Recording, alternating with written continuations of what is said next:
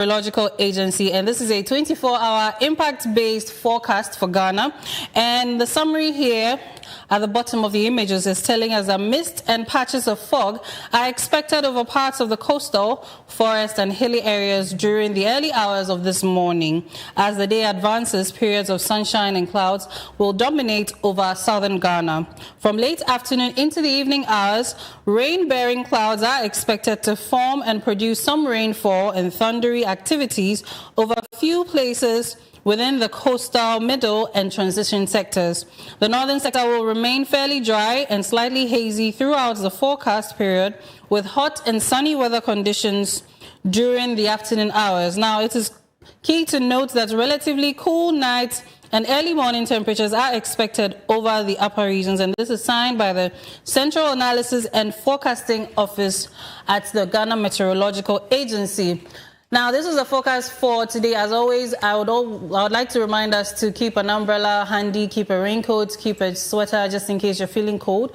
And during the afternoon hours when we are all going home, or towards the evening, if the clouds are starting to form, let us make sure to be at safe points, safe vantage points, so that we don't end up in any situations we don't want. And if you also have a car, you're driving and there's space in your car, please do lend a gentle or kind hand to somebody, give them a lift to somewhere that they can also get home safely. Up next, the online and print review with my co-host, and we will be right back.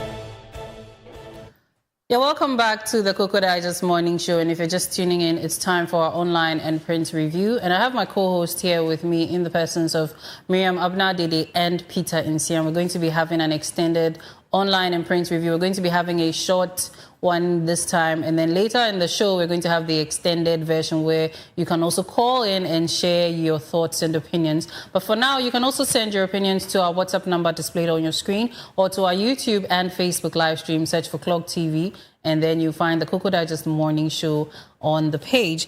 Now, ladies and gentlemen, good morning. Good morning, Yara. How are we doing? I can see our Christmas trees blinking. Yeah, we are right ready beside Peter. We are ready for this year's Christmas. Yeah, what can come, can come.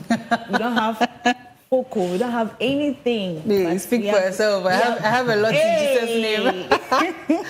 We are going to celebrate this Christmas, in grand style. Clock TV is going to bring our viewers a lot of exciting content this festive season, and so they should anticipate. Yeah. Right. So what about you, Peter?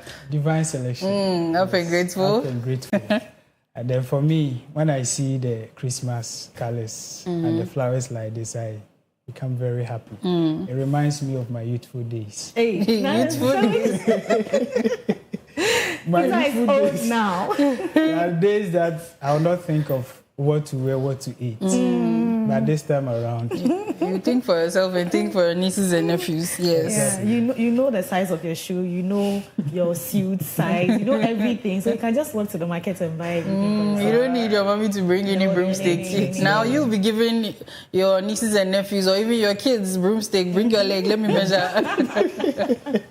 Right. So yes. Do you know something exciting? Today I woke up and I was just thanking God for bringing us this far, because 2 days ago, a year today, we sat at the auditorium to give Ghanaians whatever they decided on. I mean, the presidential elections, which was a very tense moment for all Ghanaians. It was very tense for politicians, supporters, journalists, every citizen. We were all concerned, we were worried, we were scared, agitated. We just wanted to know who was going to win the elections. But thankfully, Ghanaians decided, and it was a peaceful election. With just a few hitches here and there. We're expecting that. But so we are just grateful to God that it's been 1 year, and we are experiencing the governance of President John Dramani Mahama. A few Ghanaians have also raised concerns that they are not really feeling his governance. We voted for you. It's just been 8 months into his governance. People were still asking, what is he doing? The impact. How are we feeling his governance? And it's 1 year. People are still asking, what is he doing? And I'm not surprised that the issue of OSP is in the news that we'll be discussing shortly. But I'm just saying that we are happy that we are still alive. So And Peter, you were on the field. Yes, you were reporting. Which constituency? Did you have any struggles? Yeah. No. But then it was a whole learning process for me. I was at the how do you call it? Tema Central. I was at. I went to a shaman as well. You came back in one piece. We thank God for that. That was what I was asking, because a shaman, Tema. Yes, I also remember having to practice the reportage with some of them, and having to just create stories for them to report it. It was such a struggle to cook up new stories. They would be laughing all the time, talking about maybe somebody has used a stone to hit somebody, having to report on those things to prepare them for when they go on the field. And so how was it? Was the practice something that reflected in the field? Exactly, it did. It reflected. I remember when we have to say, use bad route network and the delay in cars and all of that. And that was exactly what was on the field, exactly what transpired on the field. And then I remember the cameraman I went with, Gerard, he calls me the atmosphere, then I respond, is serene. Because most of the polling stations that we went to, the atmosphere, I would like to repeat, it was serene. Everything was ongoing and all that. It was a learning process, and this even reminds me of my colleagues. Shout out to my colleagues. I mean, it wasn't easy as that. Our lecturer here, every day she'll be on our necks, do this, do that. I mean, it was just cool. No. And then we thank God how far we've come. And then talking about the, Impact. President Mohammed's first anniversary and all that. Over the weekend too, we celebrated our farmers. We said that you could them the Farmers Day. And I mean, a whole lot transpired, and people were also asking the question about agriculture in our educational system currently. Because there are most people here in Accra that have not even seen a cassava planting. They don't know what is How even made planted, from. yes. Exactly. And so they are all calling that, our educational system should incorporate some of these things, ensure that these kids get to know about farming and agriculture from the onset, so that it wouldn't be at the point where they are now graduating from the universities where you would want them to venture into those, aspects. And so that is what is also making waves. That's very true. Considering integrated science, where we have agricultural science that has also been added to the 3 main sciences, or branches of science, yet you realize that we don't get practical, studies, how to, transplant a crop. I think there were times way back in the day, we would, seedlings, your teachers would ask you to bring a tomato seed, cultivate it yourself and bring those things. But over the years, I think that has actually been relegated to the back. And like you're saying, a lot of people don't know how. We hear that, yes, plantain is planted by suckers and things, but what exactly is even a sucker? Yeah. How do you put it in the ground or you put it in water? All these things. So maybe the education system needs to look at that too, because we are trying to have an agriculture-centered economy, or I mean, we're making agriculture a key or a focal point in our economy. This should be something that, at the basic level, should also, be something we learn. And I also think it shouldn't just end in the classroom, but practically we should have a feel of it. Yeah. But unfortunately, the people in Accra will not really benefit because they've sold all the lands. People are building everywhere. Oh, we can use pure water in the loamy soil for now. I mean, where to will just you teach. put it? Because In your backyard. Which backyard? Compound house or backyard? You don't have backyard. So if only we want to have this agricultural mindset, we want to grow our economy with agric, then we should also factor these things. That's why I always preach that develop other regions. So that people will migrate from Accra to those regions. Open branches. Right. Like Club TV, we intend opening another branch. No, this one, are you speaking on authority? Right. So, the few things we've touched on are actually linked to bigger stories we'll discuss. And like you mentioned the elections, it is linked to the attempted coup in Benin that we heard of over the weekend. This is about what the people are feeling, what is happening in the states. But before we even go into that, let's look at the newspapers, then we can digitize newspapers so that we can now go into the stories that we have for now. So who goes first, Peter? Okay, so I have with me the graphic business. And on the front page, we have farmers demand single-digit rate. Farmers demand single-digit rate. And all that farmers are demanding for, they say interests on loans are too much. Is it that 10%, 25, 30%? This time around, they are demanding a single-digit rate. That's from 1 to 9. Because they are saying farming is very expensive when you take into consideration the prices of fertilizers, chemicals, labor, and all of that, coupled with high interest loan doesn't, augur well for them at all. So their play is that interest rate going forward they are vouching for a single digit so that they can, repay their loans and get some benefit in case the prices of crops go low. They wouldn't struggle to, pay off their loans and all of that. And so that is what is making waves in the graphic business. Okay. So moving to today's daily graphic, on the front page, we have portable lab unveiled for basic schools. So we have STEM box to break barriers in science education. And we can see President John Dramani Mahama interacting with some students at OSU in Accra. And he was giving out some boxes, a fully, owned Ghanaian technology setup designed with digital versions of a science laboratory for upper primary schools in the country. So that is what was given to these young students. And we also have Interior Minister orders probe into SP assassination claim. We also have Nkrumah returns, second coming rocks the African Festival, December 28th to 30th. And mineral royalty surge across all sub-sectors. And this is by Chief Executive Officer of MIIF, Justina Nelson. That can be found on page 13. So that's what we have on today's Daily Breakfast. Okay, so I'm particularly glad about the portable lab unveiled for basic schools. We've been talking about STEM education and practical aspect of our educational system. And so when they read the theory, you go to the lab to practice so that it wouldn't be like chew and pour something. Yeah. You're talking about something, but in reality, you don't understand. I remember the first time I saw a science lab was when I got to the secondary school. That was when I saw a science lab. And even that, it was just the building. You enter the lab and you don't see anything. You just see a sink. You just see a sink and test tubes. But I'm happy that, a portable one has been made available for our young kids who have interest in science. Emphasis on interest. We shouldn't force these things down the throat of our students. We should nurture the interest. If you realize that somebody has interest in a particular field, you nurture it, because aside the STEM education, there are others who also are interested in vocational education. So we should also make it very practical and portable for them so that, we all grow together.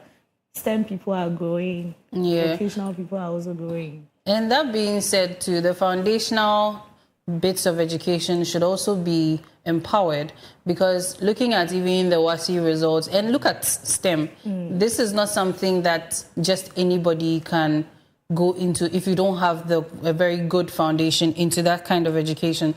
So as much as, yes, all these feats are very laudable, we need to also make sure that the stepping stones, the building blocks are also on firm foundations for these people to be able to go through all these processes of education and come out with something to show for that, okay, this is what I've come out with. These are some of the things I can also contribute to society, rather than the fact that, even with the WASSCE, SHS, some of the students come out and maybe you see videos and basic Concord grammar is a problem. Yeah. This is how bad the situation is. So in situations like STEM and the rest, that would also bring up a whole new faction of development and even education. We need to make sure that the basics are also very well-rounded, because if these students don't even know how to speak very good English, how would you now be explaining some technical terms to them? To add up to what Mimi said, see, this time around, I would like to focus on the parents. Sometimes we say you choose what you want to read or what you want to become, but forgetting about what our parents do. So it's your parents, your mother or your father, who will tell you, I want you to become this, so do this. Maybe you don't want to become what your parents are asking you to become. So at this point, I would like to beseech our parents, please listen to the kids, understand them, understand their interests before you push them into certain areas. Myself, I'm a critical example. What was your interest? Peter, tell us. For me, growing up, I'd wanted to, join the military, play football, and later join the military. And then my parents didn't like that. And so I said I wanted to read law. That one too, they said no.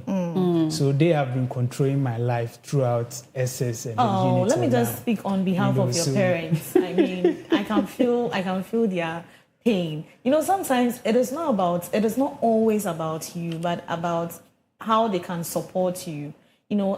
Maybe the support might be there, but from one or two experiences they've seen, lawyers, I'm just saying, lawyers don't really do well in this field. Be a lawyer, that be now be school, share ebusia, that kind of thing. So they are looking for short programs that, you get a job to do and then come and support the family. So I'm just speaking on behalf of, parents that Well, the parents also, like you're saying, they look at the demographics and, how best you thrive. Because I can use myself also as a personal example. I did want to be a medical doctor at a point in my life, but it's not too late. Yes, it's not too late. But then my prowess in the mathematics, I would do very well with the science, but the math, to shake. So they told me, you know what? You are better off with the reading subjects than the mathematics, because the medicine and whatnot, at a point, it's all math. And if commerce, what would you be doing when you get there? So sometimes this is not to justify some of the behaviors of our parents, but sometimes they look at these things and then they're able to tell.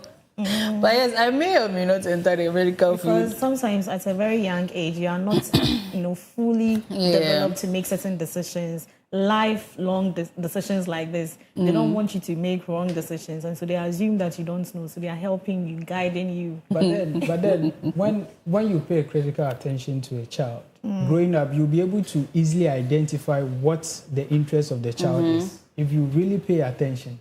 But these days, you say we have career women and all that, they don't have time for the upbringing of the kids, and then they end up imposing what they want them to do on them. Right. Because when you pay a critical attention to a kid, you will get to understand the interest of the kid.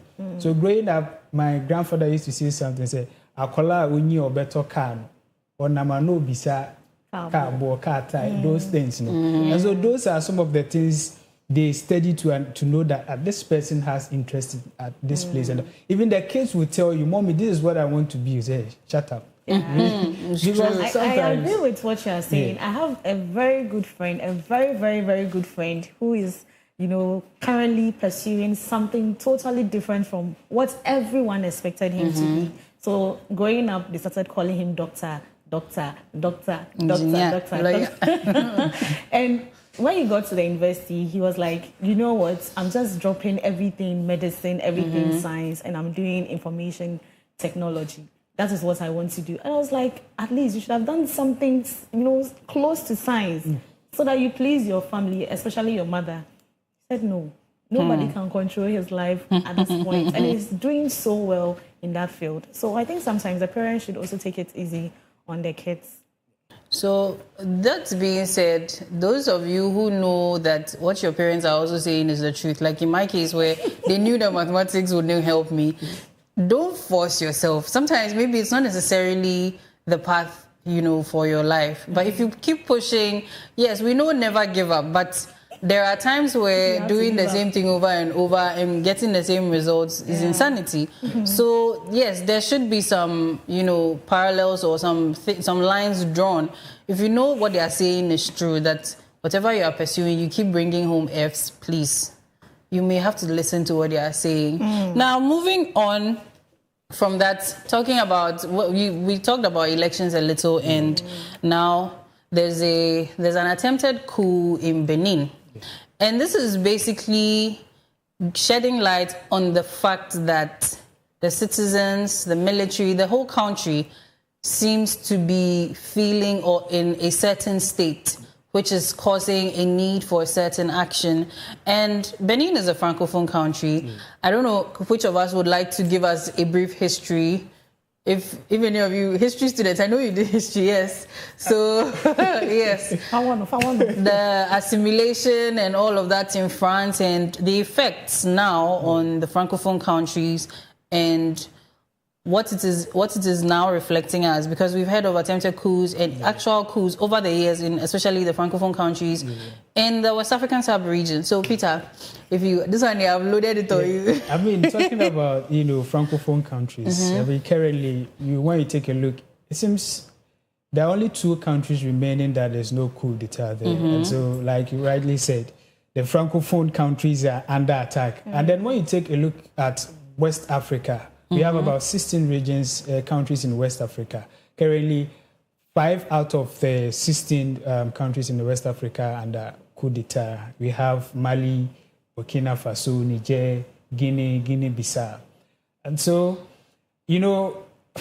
these Western countries have interest when it comes to, the African countries. Like you rightly mentioned, these Francophone countries here in Africa, their colonial masters sort of get some kind of monetary sort of help from these countries. And so you know, what transpired just on the 7th of December, you could see that those Francophone, you know, their colonial masters were so much, you know, interested in what is happening there, coming up with help and all that. They don't want to lose these two remaining countries because when they lose them, because I think I also heard or I read somewhere that France's economy is also sort of falling apart and is actually dependent on its former colonies. Yes. But even before we proceed, let me give us a brief overview of the Francophone countries in West Africa where since independence, each country and the coup attempts, how many? So Mali has had... So Mali was independent in 1960 and has had 4 successful coups since then. So in 1968, in 1991, 2012, and in 2020. This is Mali. Now, Burkina Faso has had 9 coups since independence. That was also in 1960. You said successful coup. Yes, successful. So, like at the moment, Benin has had an attempted coup. It has not yet been successful. So these are the successful ones. Just giving you, or all of us, a brief overview of these Francophone countries, what has happened post-independence. So in Burkina Faso, 1960 independence, 1966 there was a first coup, 1980, 1982, 1983, 1987, 2014, 2015, January 2022 and September 2022. Sorry, that's Burkina Faso. Then in Niger, they also had independence in 1960. So, okay, all these countries were basically liberated in 1960. Let me just put that out there. And since 1960, Niger has had 1966, 1980, 1992, 1983, and 2005. Now, these are also the successful coups in Niger. Then in Guinea, also independent since 1960, they had their first coup in 1974, 79, 85, and 1990. Cote d'Ivoire, just close to us here, also independent in 1960, 1975, 1979, 1982, 1990, and 2021. These were all their successful coups. In Benin, we also had... their independence was also in 1960, as I mentioned. And then they also had their first coup in 1984. Then the next one was 1992, then 2022, 2023. And today, or this past weekend, we had the attempted coup. Then in Togo, 1972, 79, and then 82 was also the number of times that they had the coups. Then Cote d'Ivoire, we had 78, 79, 1982 and 1990. Then in Benin, we also had, okay, so Benin has already been read. Then we have Tunisia. They also had a minority takeover at some point, but the information there is not clear. So you realize that all these countries that were colonized by the French, one way or another, had more than 2 coups d'etats successful at some point. And it is causing a lot of discussion around the state of affairs in the country. And then also, I think I was reading somebody's, sentiments about this or thoughts. And the person said it is causing some sort of conditioning in the African, because I think there was an allusion to the fact that Ibrahim Traore came for President Mahama's inauguration and the hailing, and sometimes the information we hear about the developmental projects he's taking on and some of the laws he's also implementing, it's causing people to be happy with him, which is going to translate into, if they can do it, maybe we should try. Following the story closely, I think as Ghanaians, or let me just speak for myself, as a Ghanaian, I'm not seeing Ghanaians predicting a coup anytime soon. But the solution is just one. We need to learn from what is happening to our neighboring countries. Ghana is surrounded by, Francophone countries, and all these Francophone countries have, one way or the other, had successful coups, just as you read. And so what are we learning from that? We need to have an inclusive governance. We need to start including, the citizens in our governance. If you are a president or a leader, let me just use a president, and you are just thinking of yourself, you are thinking of your subordinates, those just around you. Political class. Yes, not considering the ordinary Ghanaian, the ordinary citizen. A time will come that people will take power into their hands and then they'll overthrow you. Yeah. And sometimes I have this fear that it can happen in Ghana. No, well, at the moment, the military has been, I don't know how exactly I'm going to frame it, not particularly empowered in that way. The military, like we have the president, is the commander-in-chief of the Ghana Armed Forces. Yeah. So they report to the president. But that notwithstanding, there is a likelihood, or we are at the risk of civilian uprisings. Yeah. So yes, it may not necessarily be a military junta or a military coup, but civilians can also, because let's look at like we talked about the elections, voting. Look at the turnout. Yeah.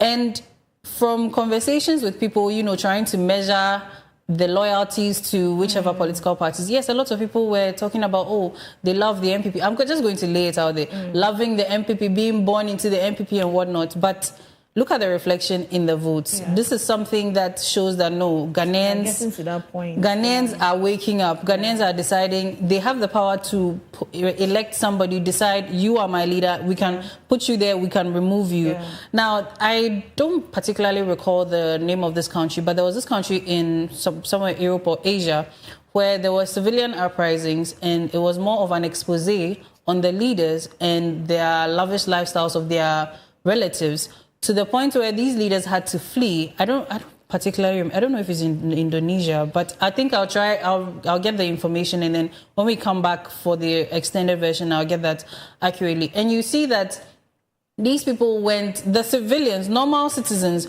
went to scatter things in their homes. You'd see videos of them swimming in the swimming pool and the rest. This is just to say we are tired of what's the kind of governance you're putting us through, and we're going to do something about it. So we, like you're saying, the leaders shouldn't just take us for granted, because we are the citizens, we decide, and we are more than you, and strength in numbers.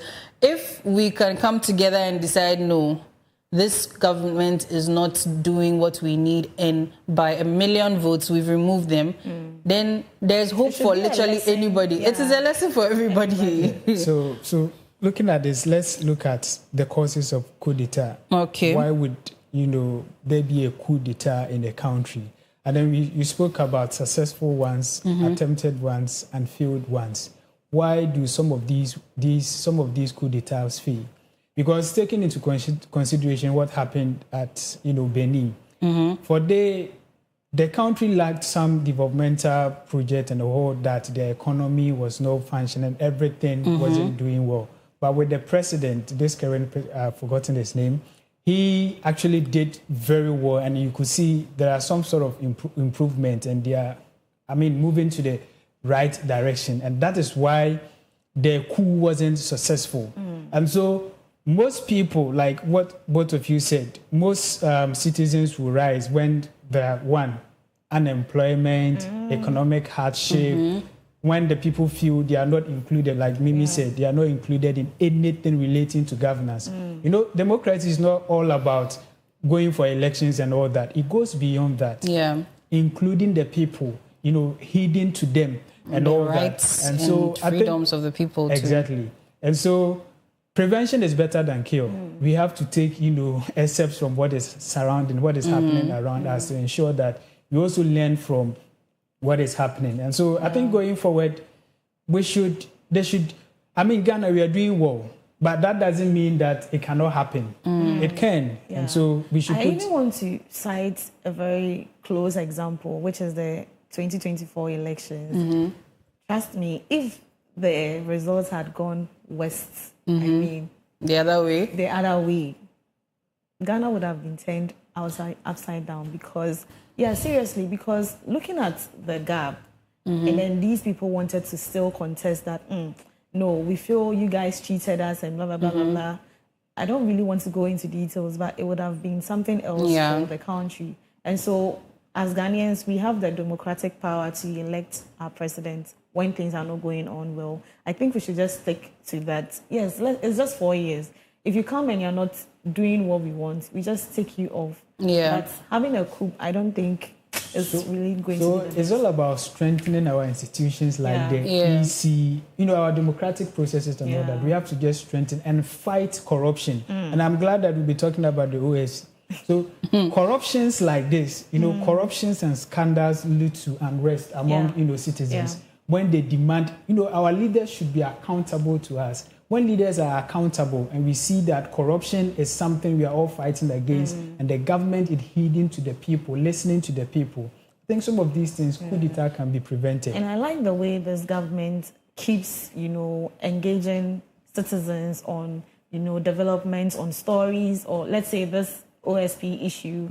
They come and tell us, oh, this is what is happening, these are the new developments here and there. But I also feel that there should be channels of communication, placed at every vantage point, maybe organizations, institutions. If people are not being treated well, if something is not going on well as you expect or expected, you just say it so that it can reach, the president or the leadership. Right. Yeah. Well, our time is up for this segment. We'll be having the extended version later in the show, so please do well to stay tuned for that. I think concluding on this conversation, maybe we'll pick it up again in the next segment. I also would want to tell our leaders, African leaders, they should stop clinging to power so much. Governance is not a hereditary thing where you pass on from yourself to your son and your grandson. So these things also contribute. But we will discuss that later in the show after the other segments towards the end of the show. Up next is the lifestyle segments. So please do stay tuned as we learn about accessorizing. That being said, yes, our accessories are sponsored by Nas Jewelry, as Miriam also likes to remind us. So yes, let's keep that in mind. Let's learn something new about, looking good and feeling good. We'll be right back.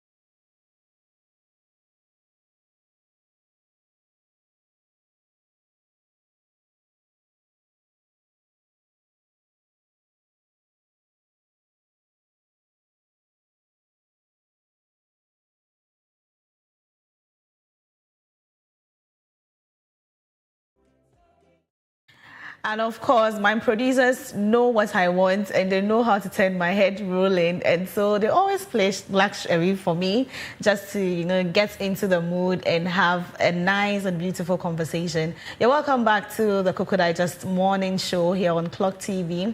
I am Miriam Abna Adede. Today, we are going to be discussing something exciting, especially because we are in a festive season and we want to help you transform your look. I mean, if you're a lady, this conversation is for you. We are talking about an accessory that you would need this festive season because you'll be going to church, you'll be going for parties, wedding, we are Audi, those kind of outings. You would need this accessory we are talking about, and it is the fascinator. The fascinator is an accessory that has come to stay, and we need to talk about it. How to properly, position it on your head is the real ish. If you don't know how to use it, you are going to be looked at in a weird way, and we don't want that. And so as part of the lifestyle segment today, we are here to help you transform your look effortlessly. And joining us in the studio today, we have a young lady called Abna Boatema. She's also Abna. So let me just read a little bit about her. Abna Boatema is a fashion enthusiast and entrepreneur with a background in business administration and HR. Okay. With a passion for fascinators, she's built a successful business around her love for statement headpieces. Over the past 3 years, Abna has established herself as a go-to expert in the fascinator industry, turning her passion into a thriving venture 2 years ago. Now, her unique designs and expertise have likely made her a sought-after name in Ghana's fashion scene, and that is why we have her in the studio today to help us in changing our looks effortlessly. So join us in this conversation. Hello, Abna. Hello. You're welcome. Thank you so much. So from your head to toe, I can tell that you're making a statement. Exactly. So your profile tells me that you've been in the fashion business for like 3 years. Yes. And you took fascinator, accessorizing serious 2 years ago. Yes. Okay, so what went into this particular accessories? I mean, there are so many types of accessories, but why did you choose a fascinator? Wow. Thank you so much. So, I love nature. That is the reason why I chose fascinator. When I was young, I used to go to a place where there's a lot of flowers. Okay. So wherever I go and I see flowers, it gives me that creativity to bring something unique outside. So I started creating this small beads with my hands. I use the beads and the flower to create something, then I use it in my hair. Okay. So through that, I saw that something nice is coming out of this. So when I use it in my hair and I send it to church or any, people will comment and say, wow, what you are wearing is so nice. Did you buy it or what? And I tell them, oh, I did it myself. You did it yourself. So that was what inspired me. Nature inspired me. Birds, colorful birds inspired me to be creative. So whenever I see those things, I become more creative and bring out something beautiful. Oh, okay. So we know fascinator has been in the system for a long time, even before you started, or you were the one who brought it up? No, please. You were, okay. We just wanted to clarify that. Yeah. And so before you started yours, you've been seeing, a whole lot of fascinators. Yes, How yes. unique is yours from the other fascinators you see around? Okay. So personally, I don't like doing what people do. When I see them, I love to create my own, something that is unique, something that is special from what I see people. So as I told you, I take inspiration from flowers and nature. other colorful nature. Yeah. Then I bring out something unique. So I also go to the internet to find some inspirations. Okay. Then out of that, I don't do exactly what I see. Yeah. I add a touch of something different to what I see online. Exactly. So someone watching us this morning will be wondering, it just came in my head that, what are we even talking about? A fascinator. What is a fascinator? All right. So fascinator was originated in the 16th century in UK. Yes, then times it was called a headpiece. It wasn't fascinator by then. Okay. It was called a headpiece or a headband. Okay. But in the 19th century, then the name fascinator came.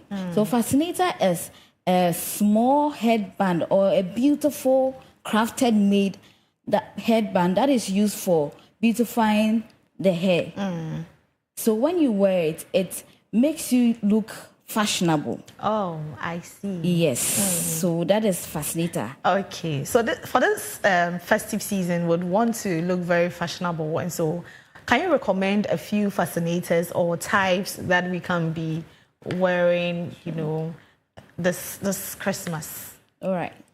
So this festive eve season, we have the feathers, which is used for fascinators most often. That is what people use mostly. Okay. But we have the quality one, and we have the inferior one. Hey. So I use the fake in your exactly. Hey. I use the quality for my business, okay. And then we have the flower. As you can see, what I'm wearing, I use the roses. It's very beautiful. Yes, thank you so much. I use the roses in making the fascinator, and then we also have the stones. Okay. We can see that making this fascinator, I use the stones in making it. So we can use the stones in making the fascinators as well.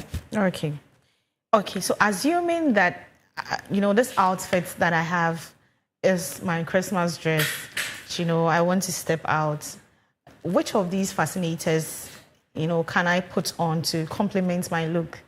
And like, if the colors here are not, you can just tell me, but which of these fascinators can I put on to complement my look? All right, I would take this color, the purple color for you, because, purple goes with, like, white. You have white in your dress. Then there's white in the fascinator that we have here. I can take it out, right? Yes, please. Okay. So you were saying there is white. There's white in. So and then there's white in your dress. Okay. Every fascinator you choose must match a color in your dress. Oh, okay. Not necessarily all the colors in your dress, but maybe there's one or two colors in your dress. At least the fascinator must match one. So we have a white stone inside, so it can complement your outfit that you are wearing. Oh, okay. Can I try it? Can I put it on? Okay. I hope I got this right. Exactly. Wow. Oh. Oh, this is beautiful. Yeah. So because of the white stones, it is complementing my look. Exactly. Yes. So what happens if I make the wrong choice, as in, I did color blocking, I didn't really understand the colors in my dress, and I just selected a fascinator. Sure. What do I have to do? What do you have to do? Okay. So first of all, in selecting a fascinator, you have to make sure that the outfit you are wearing blends it. Okay. But mistakenly, you don't know any outfit, you don't have any color in mind, you just choose. You just have to maybe choose a shoe that blends with it or a bag that blends with it. If your outfit doesn't blend with the fascinator, your shoe can match with it. Or your bag can also match with it. Yes. Okay. And so, I don't know, but there is something called statement fascinator. Yes. What is that? Statement fascinator. Yes. So statement fascinator, they are fascinator that are crafted in a way that it makes you bold. Right. Is it the one Empress Gifty wore? Exactly. Yes. It makes you confident in wherever you go. You get it. It's so beautiful and it's so crafted in a way that let's say rich people wear it. Rich people like you. rich people like me. Yes. So as you can see, I have a statement fascinator. Exactly. Wherever you go, people will identify you very easily because of the fascinator you are wearing. Oh, okay. Yes. So it's not for anybody at all. It's not for anybody at all. Is it difficult to make this? It's not that difficult because I have been doing it over time. Okay. So it's easy for me to combine things and then craft something fashionable. Okay. Yes, so it's not difficult. Okay. Do you get clients coming to you to customize, a particular fascinator for them? Oh, fascinator way dear, but they'll call meba wedding. Exactly. I want you to design, you know, a horse or something on it. Do you get that? I get that a lot. Customers come in with their own style. Even if you choose different styles for them to choose, no. They have their own style. Okay. So what I do is, first of all, I have to know the colors that you love before I tell you that, okay, this fascinator will be good for the outfit. I have to also make sure I know the outfit you are wearing and the event you are wearing the outfit for. Oh, so the event also matters? It matters a lot. Oh, okay. Yes, it matters a lot. Because when you're going for a funeral, I can't make a fascinator like this for you to send. Oh, okay. Yes, so I get all these things and then I know the color of the complexion of the person wearing the fascinator. Yeah. If you are a fair person, I wouldn't like to do a dim fascinator for you. Oh. You get it? I have to do something that is bright, like you. Okay. So that is it. I have to know all these things before. So do you also get situations where you are recommending something for your clients, and so say this is what she wants? Also, them say how do you deal with clients like that? I have experienced such clients. You know, they do things like that because they have seen people wear it. Yeah. And it fits those kind of people. So they think it will fit them. By the way, So this one doesn't fit me. it really fits you. Okay. Continue. So with clients like this, I try to speak to them. I get them images of fascinators and their faces. You know, we have different faces. Yeah. And then the fascinator that will fit them. So I send them images that the way your face is or the way the mold of your face is, something like this will fit you. Maybe I'll do the same color, but I will change the style because I'm looking at the shape of somebody who has an oval face and then the fascinator like you're wearing and then giving the same fascinator to someone who has a square face. It wouldn't match. It wouldn't fit the person. So I can use the same color, but I'll do something that will match the shape of the face of the person. Oh, okay. Yeah. Okay, so I understand that you have a few pictures of you making fascinators and some fascinators. So, producer, if we can have that displayed whilst we discuss, you know, Oh. Yeah, so something like this. I made this, I think, last week for someone. Okay. Okay. You know. So this is also a statement fascinator. Yes, and statements. It's this equally like this. Oh, okay. Yes. So these are statement fascinators. And then for the statement fascinators, you have to wear it with a simple outfit. Because if you have a very bold fascinator and then you have a very bold outfit, you look over accessorized. Yeah. So then, look at the lady here. Yes. She has a very bold fascinator, but a simple outfit. But do you think Ghanaians have come to accept fascinators? Don't you think, I don't know, but sometimes you get to an event and you see somebody's bold fascinator and you're like, hey, wait, dear, where is Susu? Like, do you think we have finally come to that acceptance that, oh, fascinators are part of us as Ghanaians? Because it is not our culture. Yeah. So do you think Ghanaians have accepted fascinators? Yes, they have. Because the rate at which I get people coming in to do fascinators. Is it a pot or? No. It's a fascinator. It's a fascinator. But can you go back? Can you go back? Let's take a look at that. No, please go back. Okay, you did. The lady in suit and then let's continue. Okay. Okay. So have we come to that acceptance as Ghanaians? Yes, we have. We have. Because looking at the number of people that come to me for me to make them fascinators, it looks like they have come to understand that it's part of our Ghanaian accessories. They have to add it to it. Yes. Because every occasions they go. Yes, that is it. Oh, okay. So you see this fascinator. She rocked it with a simple outfit. Okay. Because it's a statement fascinator. The fascinator itself is very bold.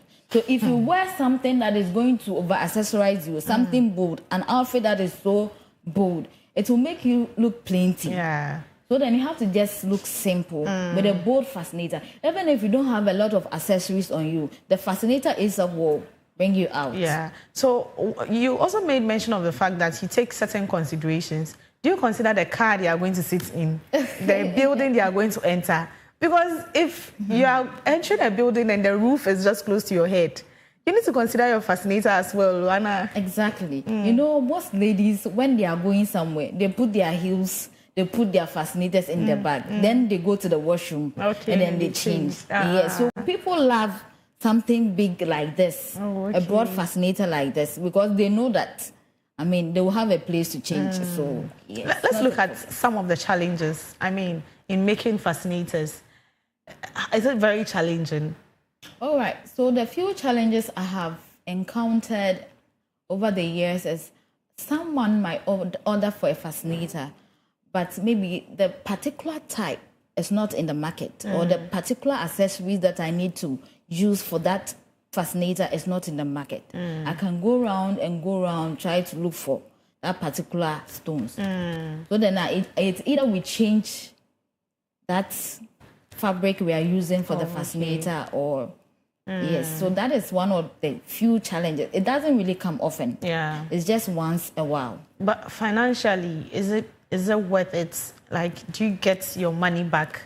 Exactly, I get my money back. So it means you invest a lot of money in making a fascinator.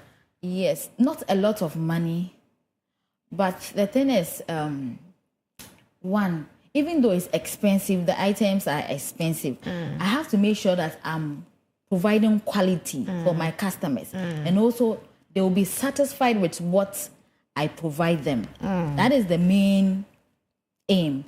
Because when my customers are satisfied with what I provide them, they go on to bring in more recommendation, and I get my profit. You know, one customer can come and then I will reduce it for the person, but the person is coming with 2 people. Exactly. So, like me, for instance. Exactly. Today, you are going to get 5 clients from me. Yes. Yes. So if you are watching us and you really like what I have here, please contact her.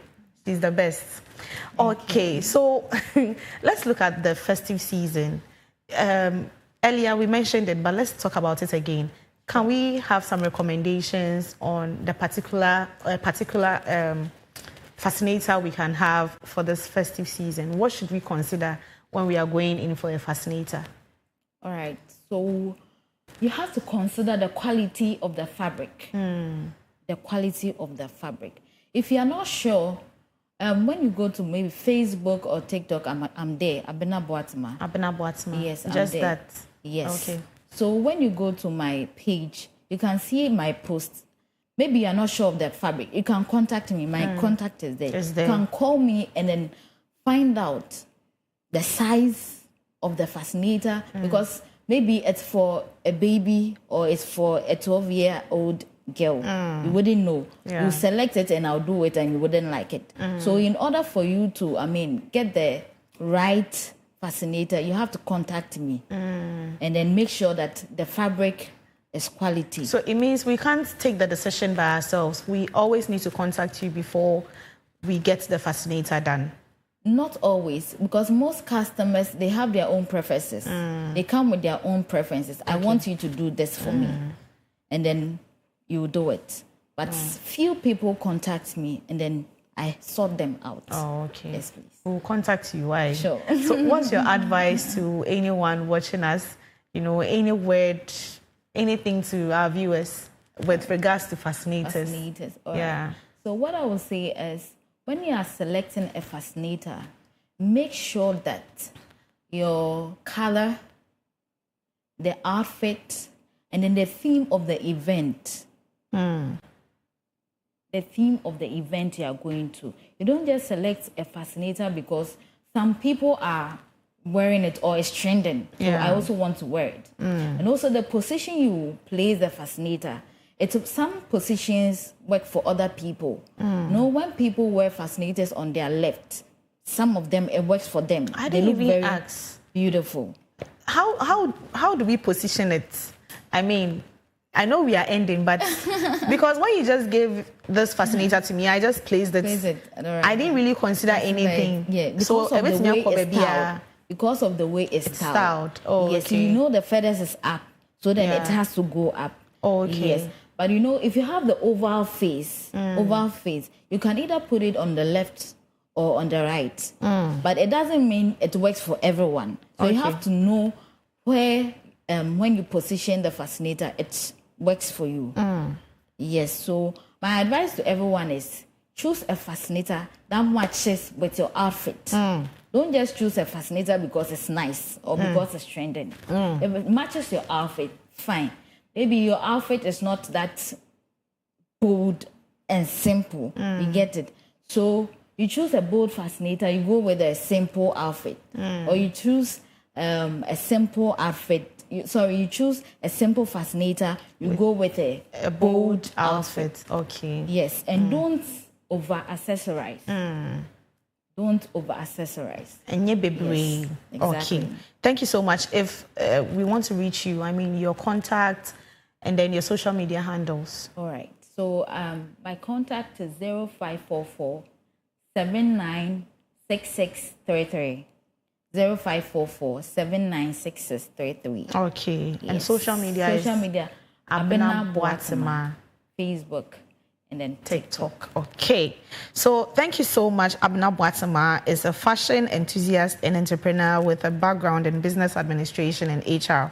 I told you earlier, she has a passion for fascinators and she's built a successful business around her love for statement headpieces. And she's been doing this for over 3 years. And so you should know what you're going in for if you contact Abena Boatema for all your fascinators for this festive season. That's how we end the lifestyle conversation here on the Koko Digest Morning Show.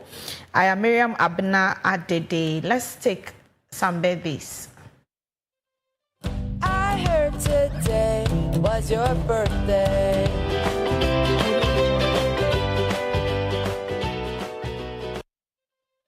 I heard today was your birthday.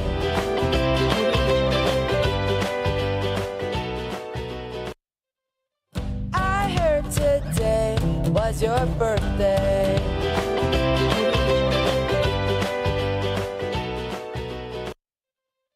I heard today was your birthday.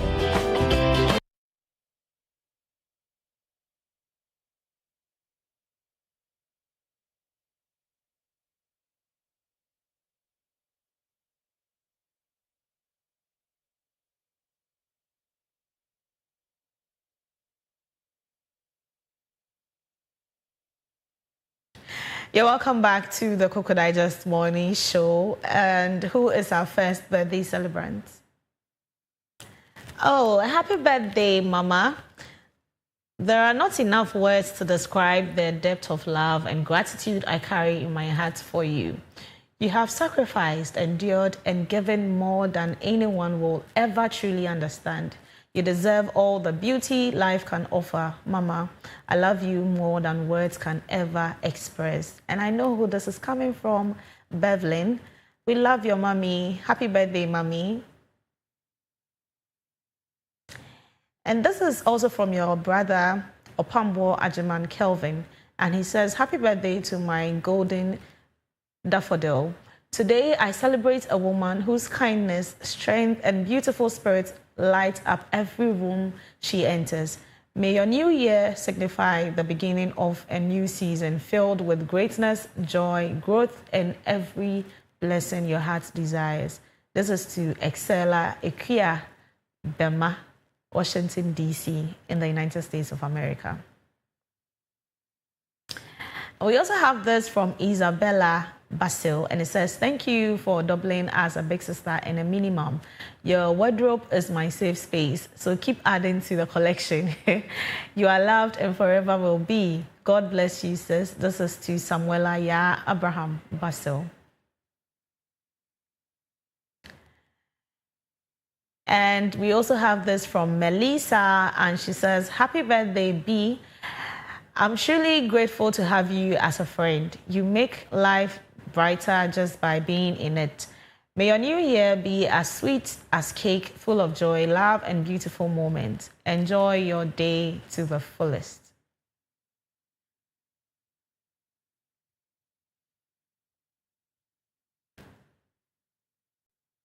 Thank you so much for bringing in your birthday messages. We love you all. We are celebrating your birthdays with you, especially during this festive season. Keep them coming. And we have some sports highlights for you.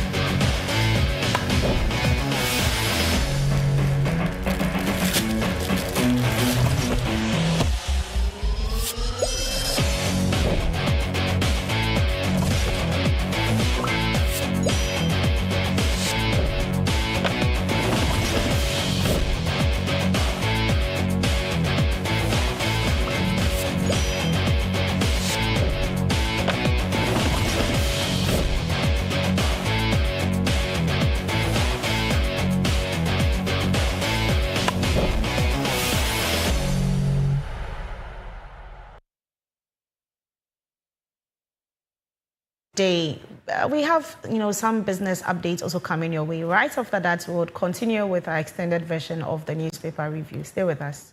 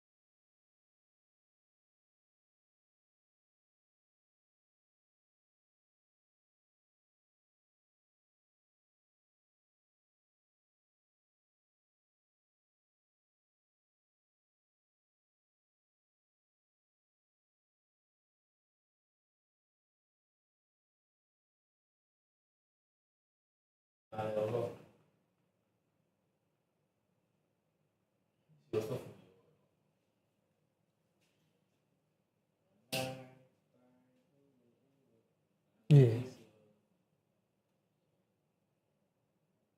Yeah, Andy, are you done? Yeah.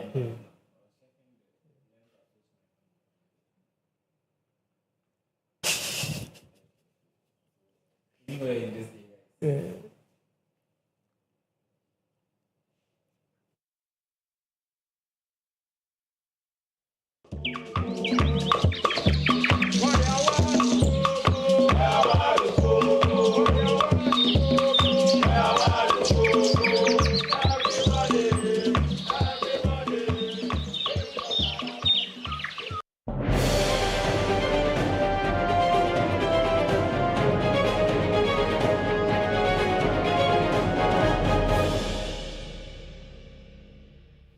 Hello, good morning to you and welcome. This is the Business Update segment. My name is Peter Insia. Now to our stories.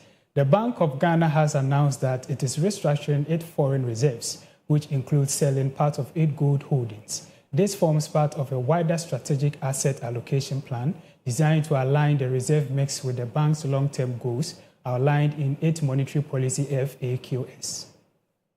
By adjusting its gold exposure, the bank aims to limit the impact of gold price fluctuation and reduce the need for frequent hedging within its risk limit. Although the bank continuously monitors global gold prices movement, it emphasizes that the decision is not driven by speculation. Rather, the rebalancing is a careful and prudent risk management measures, ensuring that reserve decisions support long-term stability and financial strength instead of reacting to short-term market swing. This approach is expected to enhance the efficiency of Ghana's external reserve management while reinforcing confidence in the country's monetary policy framework, reflecting a caution yet proactive response to global commodity prices uncertainty.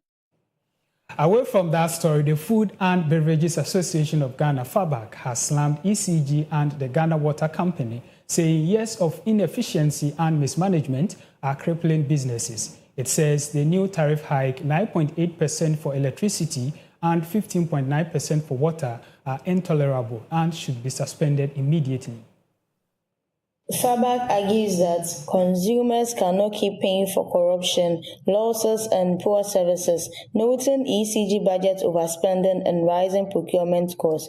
It warns the increase will shut down factories, raise food prices, worsen the cost of living crisis, and kill jobs. The association is demanding full operational audit, accountability, and serious effort to cut losses, and insisting that Ghana needs efficient, transparent utilities, not endless tariff hikes. On to our last story. Investor confidence in Ghana's Treasury bill market strengthened this week, with T-bills oversubscribed by 38.14% in the latest auction. Bank of Ghana data shows that investors put in bids worth 8.01 billion Ghana cedis for the 91-day, 182-day, and 364-day bills, far above the government's target of 5.80 billion Ghana cedis. The Treasury eventually accepted 6.95 billion Ghana cedis, confirming strong demand for short-term government securities. The 91-day bill attracted the highest interest with 4.90 billion Ghana cedis in bids, accepting 4.09 billion Ghana cedis. The 182-day bill received 2.09 billion Ghana cedis in offers, with 1.85 billion Ghana cedis taken, while the 364-day bill recorded 1.01 billion Ghana cedis in bids, accepting 1.00 billion Ghana cedis. Yields move in mixed direction. The 91-day rate inched up to 11.08% and the 182-day bill rose to 12.55%. The 364-day yield, however, dropped to 12.70% from 13.08%, indicating easing expectations on the longer end. Buoyed by strong demand, the Treasury is now aiming to raise 6.94 billion Ghana cedis in the next auction. And this is all we have for you on the Business Update segment on the Koko Digest Morning Show. Thank you for staying with us. My name is Peter Insia. Do enjoy the rest of our programs.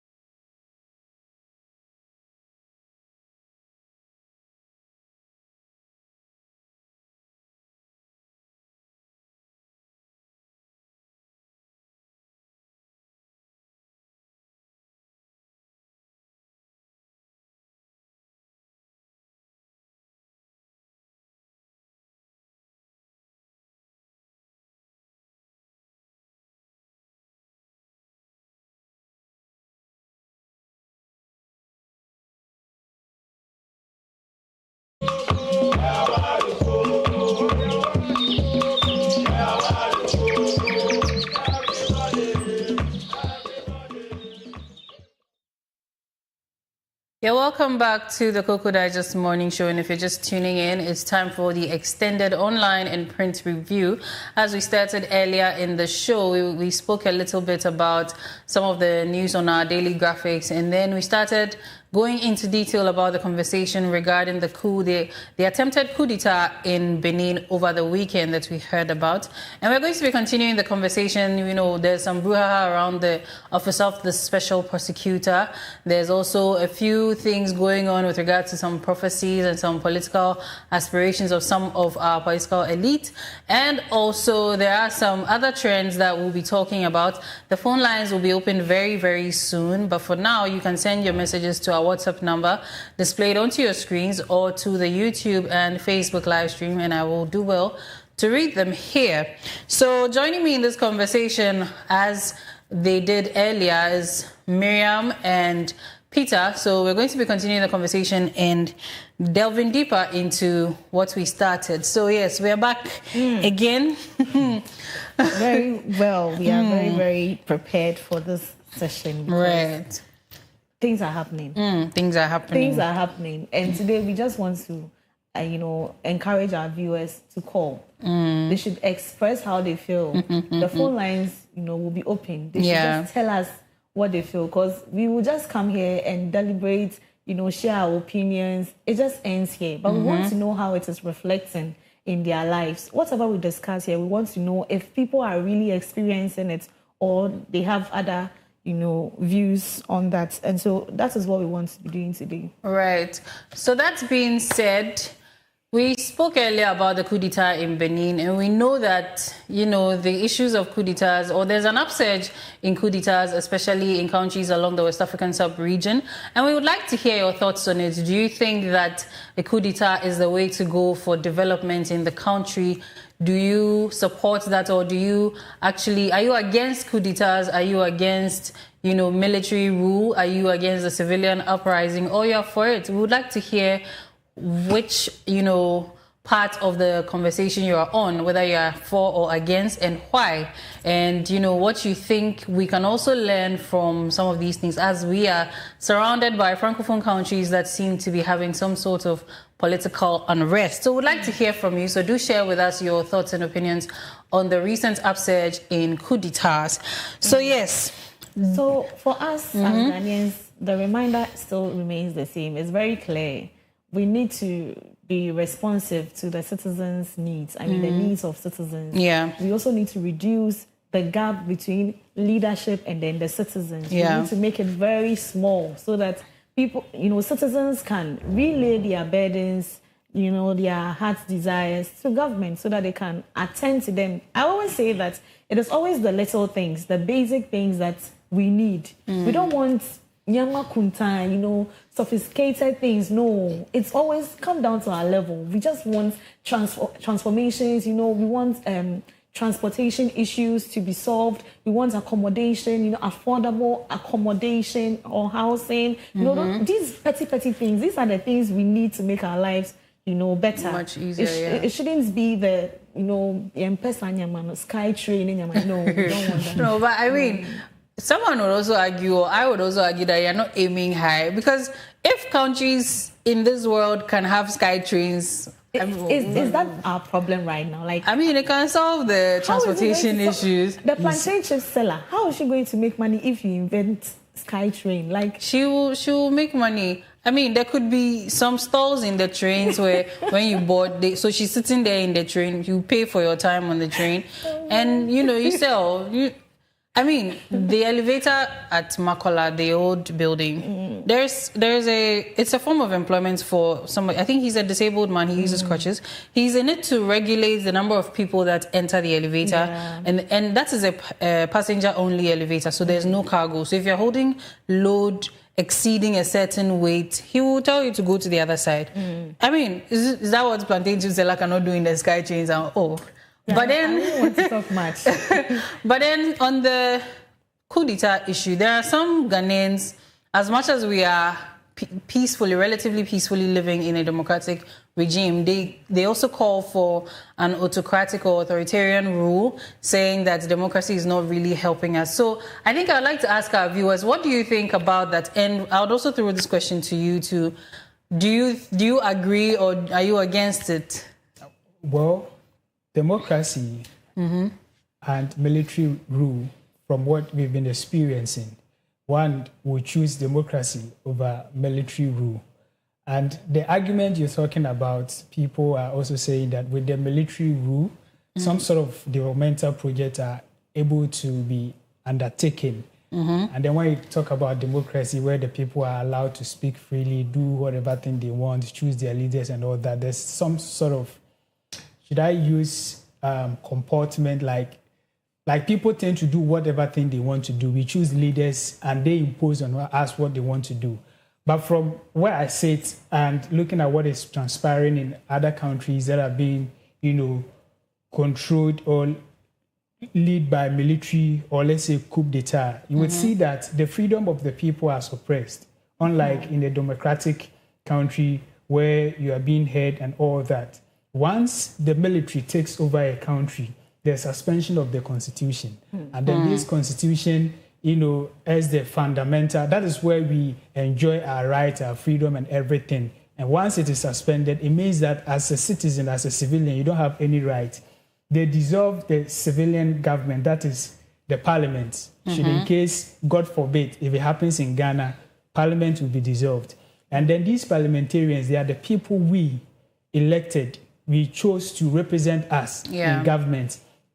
Take to government our needs, what is happening, our poor road network, water issues, facility health and everything. And once it is dissolved, it means that nobody is going to hear from you again. And there are some, rule by decree, your freedom of speech, freedom of all movement, and everything is curtailed. And so I would say that it isn't a good thing that we should yearn for. But then, on the contrary, when you take a look at these countries that have been ruled by these militants, you could see some form of development and all that. And so it begs the question, at what point should a country think of, doing away with democracy and going for democratic rule? And I think that as a country, as Ghana, we are not there yet. And I don't hope that we get there. We've all been preaching for, good leadership. We've all been preaching for the strengthening of our institutions, especially the EC. When elections are conducted, we expect free and fair, elections, results declaration and all that. And that's why, to some extent, this current government, previously it was there. I spoke against, the prophecies in terms of politics. And I know we'll talk about that. Yeah, we'll get to that soon. Of it.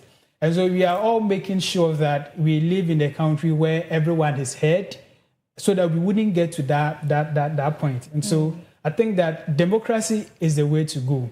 And military rule shouldn't be something we should yearn for at this particular time. Absolutely. I think I would have to agree with Peter on that. Democracy should always be, the way to go. I think Ghana experienced military rule sometime back. Just before we started an actual democracy. So we actually had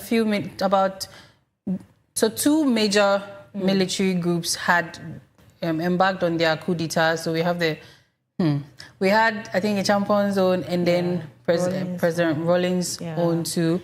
And it was in two parts, AFRC 1 and 2. But you see, sometimes I don't really blame the government. There have been instances where people wished we were under military rule for disciplinary reasons. For instance, transportation issues. You are going home and you are supposed to be paying an amount of money. You know that you're supposed to be paying, let's say, 7 cedis for your transport home. And then you get there and it's been increased to 15 cedis.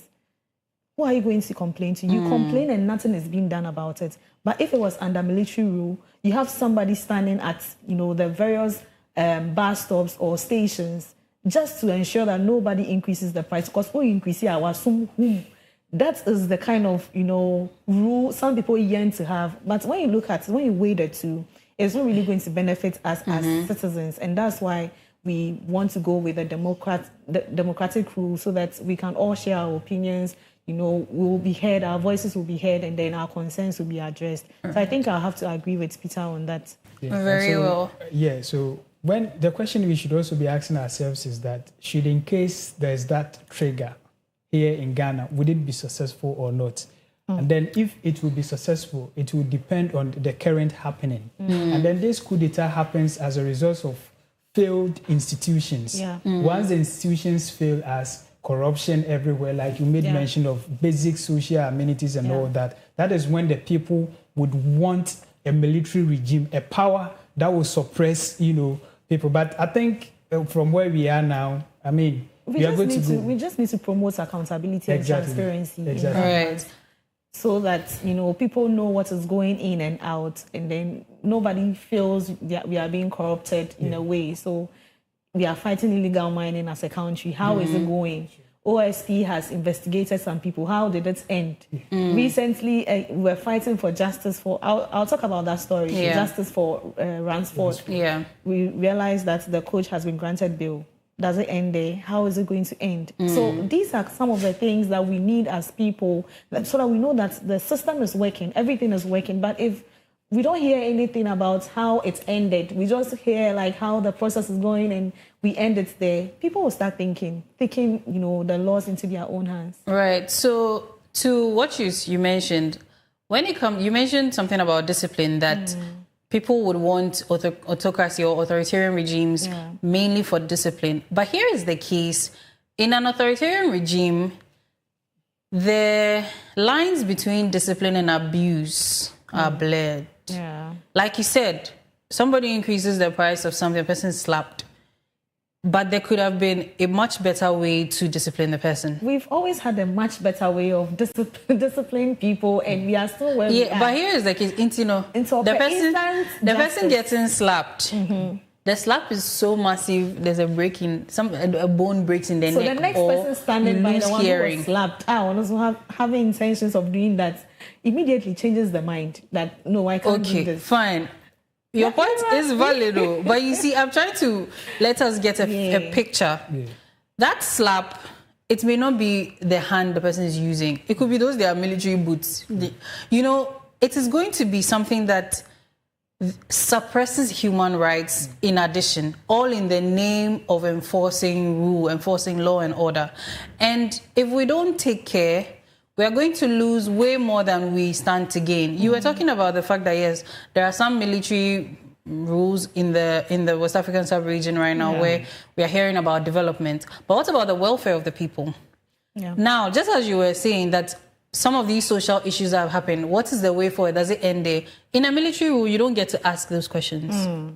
You cannot tell maybe, okay, let me use AFRC too. Back in the day, Soldier, Rawlings. You cannot go and ask that, please. This one that you people, you investigated and what's not, Akosi saying. You have no right. Because here is the case. This is a country where by 6 p.m., we don't want to see anybody on the road. And they can tell you, if you don't obey that rule, whatever happens to you is your fault. You could get killed. Yeah. And it is all because they said, be home by 6 p.m. You look at our road network. I think personally, I go through about 2 to 2.5 hours journey going home. And we close, what time do we close work? You see? So does that mean that now people, like we mentioned, your rights and freedoms are suppressed. Movement is suppressed. If you close at 5 and you're supposed to be home by 6 p.m. curfew, does that mean we are now going to be living at work?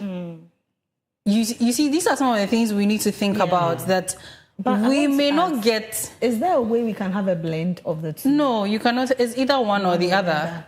So, I mean, in all this, both the citizen, the ordinary Ghanaian, you and I, government plays a major role. Yeah. So why would one think of taking over governance? Because we all play a major role in the aspect of, like Mimi was explaining, that you're supposed to, transportation from, let's say, here to La Paz is 5 cities. Usually you're taking 8 cities. Now, according to our laws, it says that if you are not satisfied with it, it's either you leave or you report to GPRTU or the station master and all of that. Now you report and nothing will be done. Yes. The process involved to get the person to book is so long that it gets to a point that you get fed up. Yeah. And that's why I said this comes as a result of system failures. Yeah. And so once it fails and then the person keeps on taking down exorbitant prices, the next thing is you wish there was this military rule that once you take, don't take, you give it to him. Exactly. You But sit you down. see, military rule goes beyond the smaller things. We understand. With what you are talking about, one thing as a nation we need to look at is strength in numbers. If you alone, you go and report to GPRT, you're not likely to have attention paid to you, as opposed to rallying up your fellow passengers who have decided, we have time, let us pursue this. Strength in the numbers, just like the way Ghanaians came together and decided, you know what, enough is enough. So these are some of the things we need to pay attention to. Like this transportation issue, they will say 8 cedis. There are certain people who say, I'm tired, what is 8 cedis? Let me pay. But there are certain people too who will stand against it, that it is I don't want to say corona. It is thievery. Yeah. This is armed robbery. Yeah. At, not at gunpoint. This is theft. Yes. So they would want to fight that, but we need to look at it from a broader perspective. That we need the numbers to be able to stand against this. If, let's say, all the residents of, let's say, La Paz decide, you know what, these structure drivers, we're going to do something. They go on a protest, they all march to the GPRTU office there, and then lodge the complaint. Of course, more will be done than just Peter alone going. That settles it. If we don't want the military rule, then let's just go with strengthening our institutions. Yes. Because the institutions are not strengthened. Because why should I come in my numbers, like come in a group before you listen to me, when I as an individual cannot report an issue and it will be dealt with? No, we shouldn't get to that point. Right. I am experiencing it at that time. And so if I come and report, you should take agency and then, solve it for me. So some people would also say that we have this phenomenon of majority carries the vote. Majority will always need... So if it is you, it's like maybe you are speaking out of a personal experience. So they'll say, what is one person against all the others? Other people haven't come to say anything. So it is also about our own mentalities and then some of the cultural things that we also have going on. But I want us to go through just the sharp contrasts between democracy and authoritarian rule very quickly, then we move into the next one. So that those of us who think that autocracy would help us, we need to know that there's a reason, whatever the case, the military rule still ends up, causing a lot of chaos. So the very first one is the source of power. Democracy comes from the people through elections. Authoritarian rule comes from force, coercion, and manipulation, and not genuine public consent. So the public does not agree to this. You just wake up and, we've taken over the nation. Then the next one is leadership accountability. As I was saying, democracy, leaders are accountable to the people through elections, through courts or parliament. Authoritarian rule, leaders are unaccountable. They stay in power with suppressing threats. So they will threaten you. If you know how we used to hear this order from above thing, it is even worse in the military rule. Yeah. You can get picked up for saying something in public. You may not even have internet access the way we have it now. Internet could be banned. Then we have elections. In democracies, elections are free, fair, competitive, and meaningful. Authoritarian rule, elections, if they even exist, are stage managed, unfair, and symbolic. There was a time here in this country where ballot boxes were not transparent. So you don't know whether those ballot boxes are already full of pre-voted, ballot sheets, pre-used ballot sheets or not. There was a time like that, authoritarian rule. Then we also have the rule of law.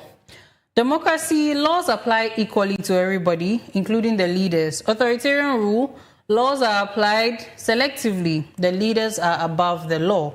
Now, we've seen that in situations where soldiers, back in the day, we've heard that soldiers used to do all kinds of cruel things to people. And all of that was attributed to Rawlings in the end because the military rule knows that nobody can do anything to them. So they tend to use their liberties however they please. Now, we also have the civil liberties. Democracy, we have freedom of speech, press assembly, religion, you're protected. All of these things are protected. Your rights and freedoms are protected. But in authoritarian rule, these freedoms are restricted, monitored, and criminalized. So now, if, let's say, the authoritarian regime comes into power and maybe he's a traditionalist, he can ban every other religion and say now everybody must pour libation. If you are found so much as playing a worship song, you'll be detained. That is how bad authoritarian rule can get. It's your ringtone, just ringing. A soldier hears it, they will detain you. That is how terrible we need to make sure we know these things can get. Then we also have media environment. Democracy, the media is independent. It can criticize the government openly. Authoritarian rule, the media is controlled, censored, or intimidated. So in a military rule, we cannot sit here and speak against military rule. We have to make sure we are, even in our speech, we will be intimidated. We'll be very timid sitting here on TV. Then also, opposition and dissent. In democracy, opposition parties are legal, protected, and active. So as we can see, sometimes opposition parties can call the government to book or bring them to book, request some accountability. In authoritarian rule, opposition is harassed, banned, or jailed, even exiled. And we've seen this in our history over the years. Then we also have public participation. That's the last but one or last but two. Public participation, democracy, citizens participate in voting, debate, activism, civil society. But in authoritarian rule, all of this is discouraged, even limited, unless it is state approved, which these state approved, participations could even be the opposite of our values. So we need to think about that clearly. I'm just trying to make this something that will get into our heads that authoritarian rule is not what we think it is. I don't think Ghanaians wish to have. There are some Ghanaians, don't you hear those things on social media where so you say, that was why I was just emphasizing on discipline. If it is for disciplinary, reasons, then we would want that. But as a nation, there's more to the nation than just discipline. So we also have decision making. In democracy, like you said, the citizens should be part of the decision making. We do that fairly by the elections and referendums. But in authoritarian rule, there's nothing like that. The leaders come make their decisions and come and inform you. You obey or die. Yes. Then human rights. In democracy, human rights are recognized. In authoritarian rule, is violated.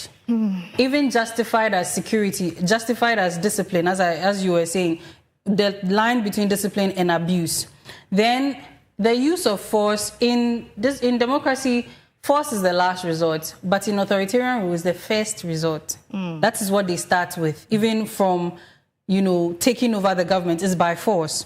Economic control, market freedoms, competition, open regulation dominate in the democracy. So like you mentioned, the plantain chip seller, the authoritarian rule, you may not have that chance. They might give you 2 hours to sell and go home or something, or you may not even get to sell. Now, when we are in the authoritarian rule also, the state controls everything.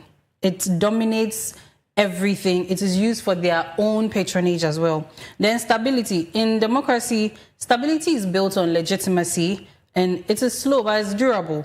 Authoritarian rule, stability is built on fear, and it is very fragile and collapses suddenly when it is challenged. So you see that the countries that have these authoritarian rules, sometimes we hear, I don't know if you've heard of negative peace, where, let me use the Baku, issues. There's peace there, but at a point you hear that another thing has happened because somebody, or there's some strife has been sown, and very easily an uprising will come. And then the last one is the transition of power. In democracy, it's peaceful, like we saw last year. The peaceful and regular transfer of power. Every 4 years or every 8 years, the government is changed. But authoritarian rule is irregular, it is violent, and even sometimes hereditary. So the president will decide when he steps down, it is his son that gets there.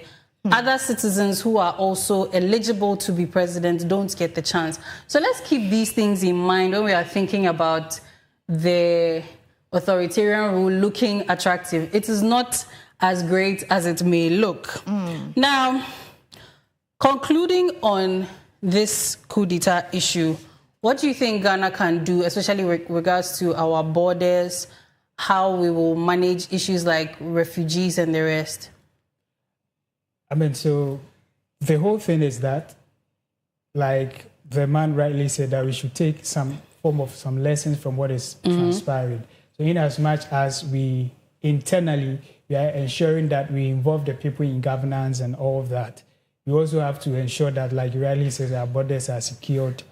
Because before this can happen, the people would have to come together. They would have to come to a consensus that, yes, truly, we are suffering this before it can happen. So that's where the power in numbers happen. But once things are, moving on smoothly and all that. So I think that going forward, we practicing democracy, our constitution mandates us that after every 4 years, you go to the polls, exercise your power. That's where you decide as to whether the policies of this government helped you or it didn't help you. That's where you exercise your power. If you think that it didn't go down for you, you just vote the person out. That's where you exercise your power. And so you just have to endure for 4 years as a citizen. So after that 4 years, you exercise your power. And so going forward, I think that is what we are all preaching for. And so democracy, I think, is the good way to go. And Ghanaians, I don't think we are ready for, military rule and all that. Right. So what about you? What would you also have to say on issues like protecting or securing our borders, our airspaces, and general international relations with these countries?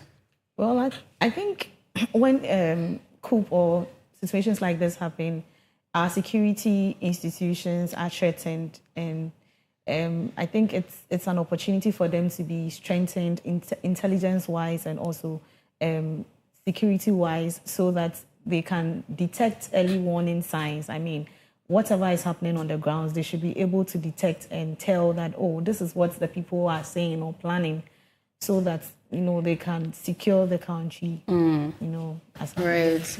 I was surprised to hear that Nigeria also sent air forces, some of their military force to help to check the issue, especially with Why are you surprised? The issue of the terrorists or militant uprising also in the northern parts of Nigeria. But I digress.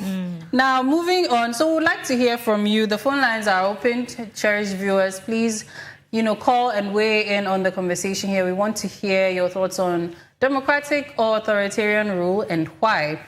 Now, since we are talking about governance and everything related to governance, I think I have something to say happening in the camp of the New Patriotic Party. We know on January 31st, 2026, they are going to vote for their presidential candidate. I mean, they are going to have a presidential primary to elect their presidential candidate or flag bearer of the party. And 5 people, prominent people are contesting. Among these 5 are 2 also well-known figures. I'm talking about the former Vice President of Ghana, Dr. Mahmoud Bawumia, and also a former Member of Parliament for Aseng Fosu. Did I get it wrong? Honorable Kennedy Japan. He's also contesting. And a few people are throwing their weight behind, former Vice President Dr. Mahmoud Bawumia, because of his background in economics. They still believe that he's the right person to, lead us towards economic liberation as a country, and so they are backing him. But one person that a lot of people are also, following or pushing is Honorable Kennedy Japan, to the extent that spiritual leaders are also seeing visions about his, win, or how do I even put it? He emerging as the flag bearer of the party. And a well-known prophet in Ghana, Prophet El Bernard, he's the head pastor of Spirit Life Revival Ministries, the Oracle Place. When you mention Prophet El Bernard, you know that his prophecies don't fail. Like, I don't remember any prophetic word he has given to the country that failed. He was the same person who said President John Dramani Mahama was going to be president of Ghana, and it happened. He became president of Ghana. He has prophesied to a whole lot of prominent people, members of parliament, even the overlord of Greater Accra, Gamanche. He prophesied that he was going to be the Gamanche, and truly, he is the Gamanche. And so he, stood in his church and made mention of the fact that he has seen a vision, and in that vision, Honorable Kennedy Japan is going to be the flag bearer of the new patriotic party. That is what he saw. But as to whether he's going to be the president, we are waiting for another vision. So I think we have a video of that. If our producer can play that, so that our viewers know that I'm not the one saying it, so it's a vision. Producer, can we have that? Let's go into rule number 2. My brothers and sisters, I'm not a prophet who is afraid because God called me. I don't look up to man, no. There is none of you under my voice that I am scared of losing. Even this church, I am not scared of losing the church. No, I don't have, it's not my problem. God called me, God anointed me. Number 2, I've had 5 visions, and today I want to share one of the vision with you. In the first vision I'm sharing with you, I saw there were 2 doors. Door number 1 and door number 2. For you to be able to enter door number 2, you have to be able to enter door number 1. Then I saw people were given keys. And I saw all the people try opening the first door. So let me help you so you understand. Okay. This is door number 1. This is door number 2. So you have to be able to enter this door. When you have entered, then you can enter this second door. And I saw everyone was standing here, and they were holding keys in their hands, and they were trying to open the door, and they could not open the door. And I saw Honorable Kennedy Japan came, and without struggle, he opened the first door. And I saw he entered, and he was waiting for the right time to enter the second door, or door number 2. And I asked the angel that works with me, what is this? And the angel said, the 2 doors I have shown you are 2 elections. The first one is the door to elect the flag bearer of the new patriotic party.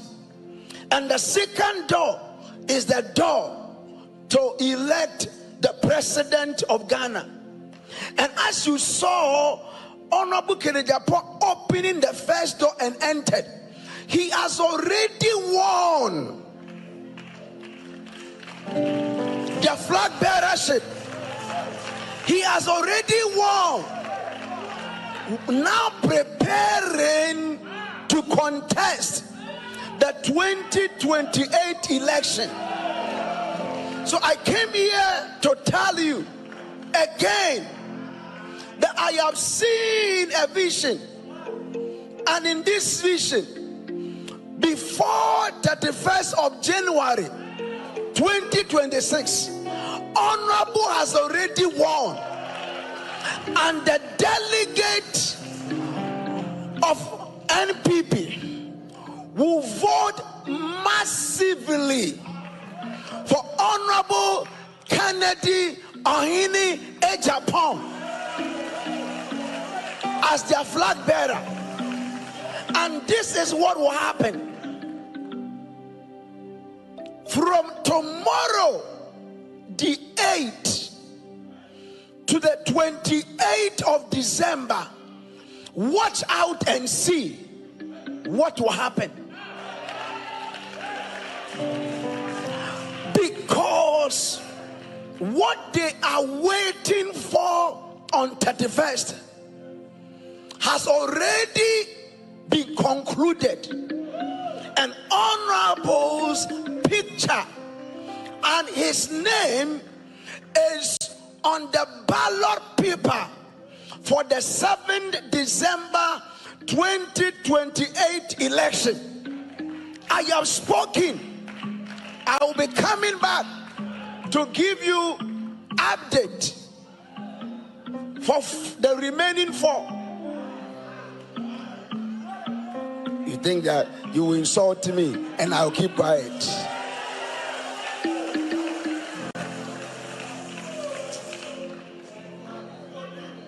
Say. Right, so that was Prophet El Bernard. Yeah, Right. he's the head pastor of Spirit Life Revival Ministry, and a lot of people are calling him the presidential prophet. I mean, he's the prophet that can tell that this is going to happen and it will happen. There's nothing you can do about it. 2024 election, prior to that election, we got a few prophecies surrounding who our president was going to be, and we all saw the outcome. Some prophets came back to say that they didn't see well, and things really that kind of thing. But my issue with prophecies like this, I'm not disputing the fact that he's a man of God, a very highly respected prophet of God. But why don't we keep it to ourselves rather than come to talk about it? In a way, I see this as a way of campaigning for the person, using your platform to campaign for the person. And so even if your members do not have the intention to vote for that person, because our prophet has said it there, let me just vote for Kennedy Japan so that we're really preco. Why don't we just keep quiet and then allow God to do what he has told you he's going to do? Right. So taking a page from Clement's book, when he goes into the Bible, from what I also remember learning, it's like the gifts of the Spirit are to edify the church. So he has the gift of prophecy. He is supposed to also come and let the people know what will happen, whether it's the mind of God, where their decisions today will take them tomorrow. So in keeping quiet, you are not, using the gifts you've been given that you've also worked on to edify the church. How is politics edifying the church? So this is probably a way to let people know that the decisions they have taken in their hearts, this is what it will reflect. Now, we can even juxtapose it with last year's elections, that those who prophesied that, NDC will win, it could easily be that, yes, for the fact that Ghanaians were frustrated, deeply frustrated by the previous government, they would want to vote them out. Yeah. And we recorded one of the highest, anyway, last margins. Year's election, if no prophet had come out to say anything, we it just was knew that where it obvious. was going. Yes. So with this particular one, we don't even need you to come and tell us where it is going, because we have experienced one and we saw that Ankoye. So the next in line is obviously Honorable Kennedy Japan. You don't need to come and place emphasis on it. Yeah. You get it? You're right, Mimi. I mean, I think we have to be frank with ourselves. We have to be truthful. I know viewers are watching. For me, I don't like it when we link prophecies to politics. Exactly. These are two different things. Yeah. Elections are democratic, not spiritual. Yeah. And then biblical kings were chosen by God. By today's leaders are chosen by voters. Yeah. And so we linking prophecies to elections and all of that. I mean, one may argue that in the olden days we had prophets. Yes, prophets spoke about national issues, but they didn't predict who is winning elections or what. So we have prophet address national issues. We have Nathan. Nathan confronted King David over injustice. Elijah spoke against the corruption of King Ahab. Daniel interpreted dreams of government and kingdoms. Jeremiah and Isaiah warned nations about war, exile, and restoration. So when we have prophets in our country, in a country like this, they speak the truth. They talk about corruption and many other issues, not talking about elections that are not spiritual. Elections are democratic. People end up going to vote to choose their leaders. Unlike biblically where leaders are chosen by God, that's where you can prophesy this. But at the end of the day, whether you prophesy or you don't prophesy, people would have to be in a queue and elect people they want to be. And so I think it's high time. I'm not speaking against prophets. I'm not against prophecies and all of that. But I think it's high time we draw the line between prophecies and politics. Right. If we have prophets in the country, it's a very good thing. They advise us. They warn government about corruption and all that. But to talk about politics endorsing, politicians, that is a no-no. Yeah. And so Mimi made mention of something. Some of these prophecies comes as a result of what is transpiring in the country. Maybe the economic hardship, the people are fed up, the people are tired. And so when you come out to say, this person is going to win, voters take a look at the credibility of the person. They take a look at the party in question. What is their track record? What are the capabilities of this flag bearer? Yeah. They take all these things into consideration before they go out there to vote. And so as a prophet, we are in this country and we've seen so many prophets come to prophesy about things that didn't happen. What does that say about your members? Yeah. It goes along to be like, this prophet is not powerful, it's not this and all that. And so religion and politics and prophecy issues, different things. they are two different things. That is why when it came to governance, there was always this, call for the separation of the church and the state. Religion should be separate from the state. But then also, I think I would like to also let us know that not every prophecy is the mind of God. It is not always that the prophecy is something God has planned for you. Peter could be processing his visa, his passport, all of that. I could be a prophet and say, I see travel around you. It's based on choices he's making. So we need to also draw the contrast. These things are influenced by human choices. So if he is seeing that somebody will win, it is based on the fact that he has seen that, okay, certain choices we are likely to take in the next few months will, become, this is the outcome of those choices. So let us be very mindful as to how we put it. Because, like you mentioned, when it came to David, David was the anointed king at the time by God. But how long did it take before David became king? Because Saul decided he will not leave. He persecuted David to the point where David went through a lot of things before he finally became king. So it is still choice, even though, yes, the mind of God was stated that David was going to be, but the choice that was made, the human choice, that was Saul not wanting to vacate the seat for David to come in. So let us be mindful of some of these things before we say that it is God that has said it. Especially with issues surrounding persons that people have sentiments about. Kennedy Japan is a very loud, Honorable Kennedy Japan is a very loud personality. We see him to be the bold, the confident, type of leader. And he has passed a few comments here and there about individuals, even with regards to what we do as journalists. He has said, very threatening things about this profession and all that. And so for a prophet to come out to say that this is what God is saying about this particular person, when others have... Well, not to catch you, but he didn't say this is what God is saying. He said this is what he saw happening. So let us not add God to this. But what you see, isn't all God that showed you? You are seeing it. It doesn't mean it is God that said it. You are predicting something, but it's not God that said anything. But not to catch you, we have a caller on the line. Let's hear from our viewers. Hello, good morning. Yeah, good morning. Thank you so much for calling the Koko Digest Morning Show. Your name and where you're calling from, please. Yeah, my name is Fred, calling from Lupeshi, Lede Kuku. Okay. Would like to hear from you.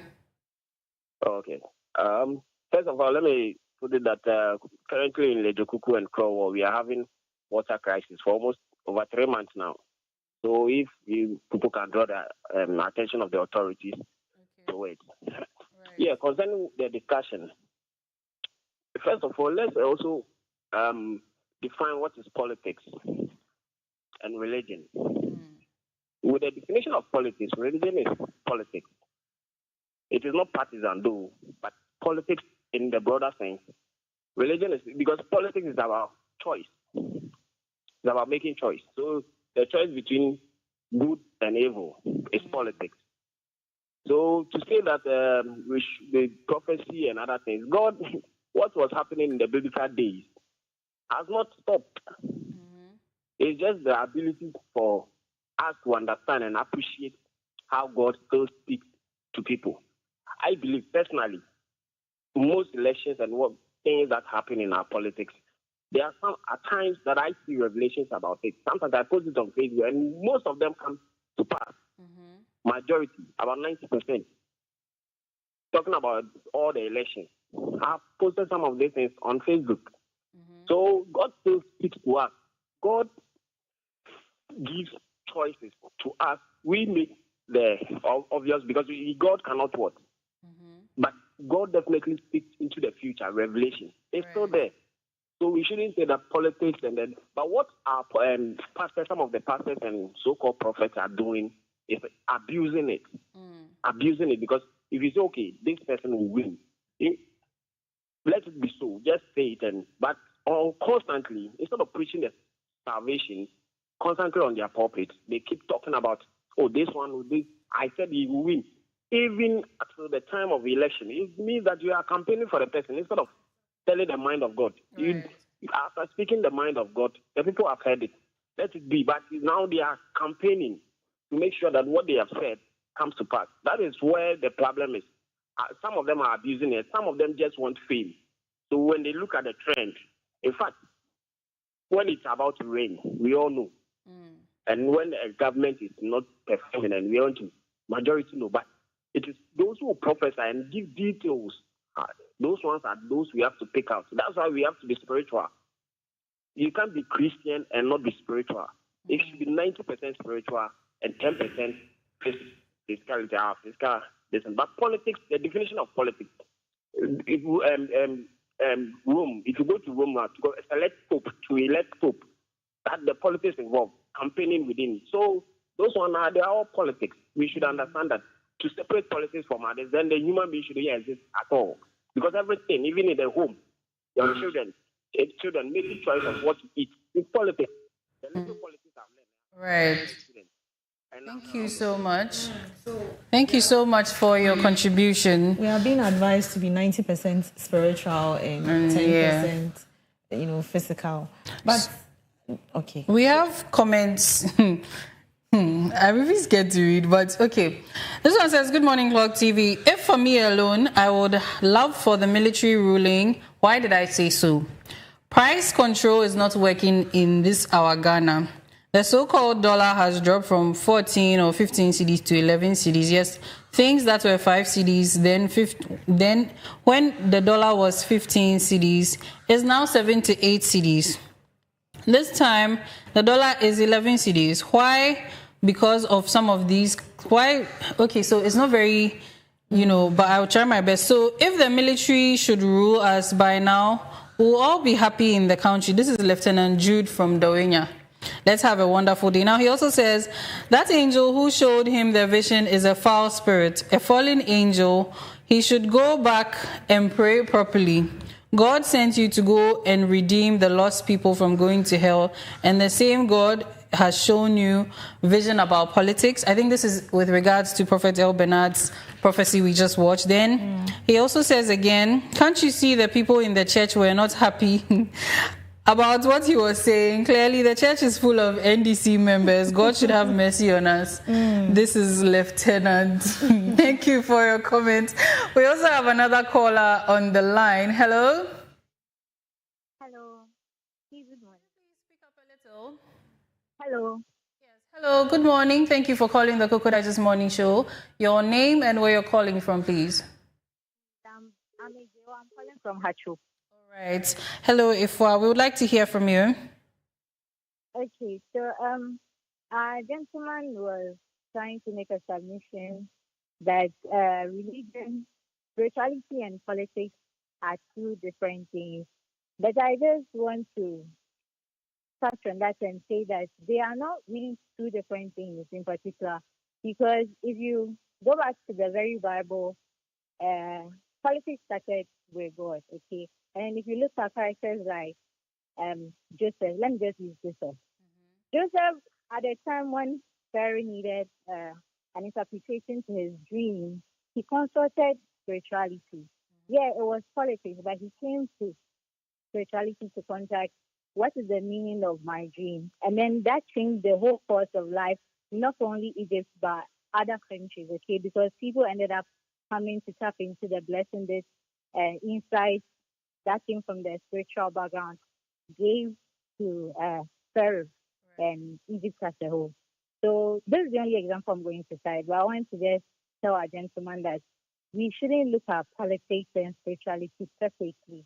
They are they are the same. And also, Christians have to, Christians want to promote their religion, okay, the influence of Christianity. They want to promote their morals and their values and their doctrines and other things.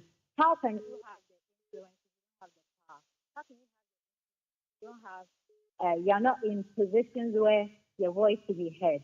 Okay, so politics and religion and spirituality, I think, are the same. Right. Thank you so much. So it seems we are still, our viewers still believe that we can merge the two. But here is the case. As the nation Ghana is a secular state. We are not a theocracy. When you go to the United Arab Emirates and the rest, that is an Islamic state. So they have both going on. That's a theocracy where everything they do is... But here in this country, we have various religions. We are alluding to the Bible, but we need to remember that those kingdoms were also believing in one specific God, the messages from that God and all of that. But in Ghana, that is not what's happening here. So, like she mentioned, Joseph went to get the interpretation of his dream.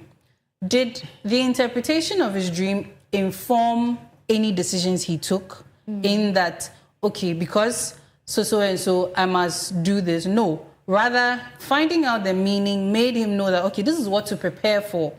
Rather than, because God has said this, we must infringe on somebody's rights. Let's make that... Let's also forget that in searching for the interpretation of his dream, he ended up in trouble. And that landed him in, a different country. So if we hear something from God or we see something, we need to be careful. We need to keep quiet. So the point... we also have another caller. It seems the callers are lined up now. So, hello? Hello?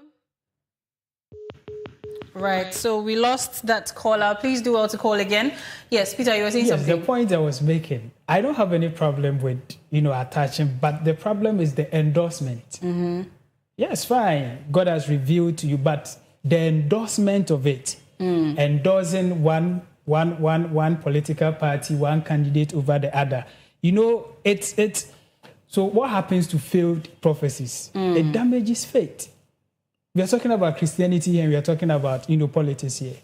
Is it always that all the prophecies that our prophet gives come to pass? What happens if a prophet is so sure about something and it doesn't come to pass? What happens to what is even the guarantee that this prophecy is for this specific day? Even though, yes, he's mentioned it. Yeah. Could it even be that it may not be? It is something that might happen later. All of these things are things that we need to also take into consideration. So this prophet is someone, accurate. My intro, I gave you all the background that he's one person that when he says something, it happens. So we all have that perception that, what can and so if I'm going to vote, I know, say, a prophecy has already gone ahead of us. And so if I'm going to waste my vote on whoever, then let me just add up to whatever, this prophet has said. And that's where the problem is. Prophecies, influences voters unfairly. Yes. Instead of allowing the person to think through about what is happening in the country, taking some factors into consideration and choosing the right person. Yes. As a prophet, Christians, we believe in our pastors, our prophets so much that whatever they say, we take it into consideration. Yeah. Instead of allowing us to look at the economic indicators, you understand, to look at what is actually happening on grounds, to choose the best leader or the best candidate for the country. Sometimes these prophecies end up, and then people, because my prophet said this and I believe in my prophet so much, then instead of me voting for A, I'm voting for B. And so I think it's a way that these people canvass or amass vote for candidates and all that. It ends up looking like that. Yeah, they are which is not fine. Because if, like, with the primaries coming up, he may win, right? Now, in him winning, let's say now there's more information about the person of Honorable Kennedy Ejapong coming. Now, Ghanaians learn a lot of things about him, and then based on the information given, they make a decision. Whether it goes in his favor or not, we will find out in the next general elections. This would now, sort of derail the prophecy in a sense that, yes, maybe people initially wanted to vote for him, but they learned that, okay, like you said, he's made certain threats. There has been a lot of unsavory news about him. Let us not even try to sugarcoat it. If these kinds of things influence voters, decisions, then the prophecy will not come true. But that does not go to say that there isn't a possibility, or there wasn't a possibility of voters choosing him as their next president. So we need to be objective about these things, because if a prophet tells you that you will travel, he gives you 2026. But as at the first half of 2026, you don't even have a passport, or you don't make certain moves towards that. It is not going to happen. And it does not mean that the prophecy was not accurate.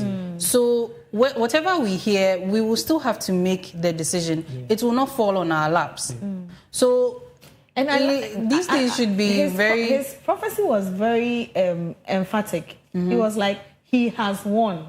It's not that he's going to win. He has won. And his picture is on, the ballot paper for the 2028 elections. So it is a done deal. But this same Bible says we see in part, we hear in part. So let us just keep that in mind, that everything is in part, so that we don't come and say it's absolute. Well, one thing I'm excited about is that, the first caller made mention about spirituality. We being spiritual. So, Peter, we have a caller on the line. We'll come back to you. Hello, good morning. Hello. Hello. Hello, good morning. Good morning. Thank you for calling the Koko Digest Morning Show. Your name and where you're calling from, please. Please, my name is Gideon. I'm calling from Oblitman. Right. Gideon, we'd like to hear from you. Okay. So, what I know is, my main kind is so-called prophets. Most of them, they belong to a certain political parties. It's a fact. And a prophet be against the candidate or the political party. And most of them, that's what they do. And I quite remember, somewhere 2002 election, it's a writer. Where you have so many prophets, a bit of cast MPP Berry, a bit of cast NDC Berry. And you be someone say, Yamino or share or more prophet vision comes MPP Berry. Yes, I am a corona, my vision comes NDC Berry. And they should stop those things. I'm not saying there are no prophets in Ghana. There were genuine prophets, but almost share politics won't community. They are there for their stomach, madam. Because Obiba Bekasa MPP, the next day, different person about Bekasa NDC. And the Yamino come away and not have a come away and saying they should stop these things. That's it. Thank you very, very much. So our caller is also saying the prophets should stop, talking about politics, prophesying in favor of one or the other. He said they are there for their I try not to laugh. They are there for their stomach. Yes, he does have a point. Yeah. Whatever the outcome, we will see it at the end of the 7th December, whichever year, in the election year. So these things should, rather our prophets should admonish the church to engage in free and fair elections, ethics, rather than telling us this is the person who will win. It's different when you go personally to the person that God has told me you will make a viable president, so go and stand. That one is a personal thing. That one we can link it to how David was anointed, how whoever was chosen by God and all of that. If not, these public, decrees or declarations will not help us. Yeah. So I was making the point that the caller spoke about being spiritual. And then gone are the days when most Ghanaians fall for things like this, because my prophet said this, even if I had in mind to vote for party A or party C, because my prophet said this, I'm going to vote for this person. Voters are descending, and they now understand Christianity, spirituality, and then elections. And so I have a 2018 academic study titled Neo-Prophetism and the Contemporary Presidential Elections in Ghana, looked at past election-related prophecies, 2012, 2016, and concluded political prophecies do not have a significant influence on how people vote.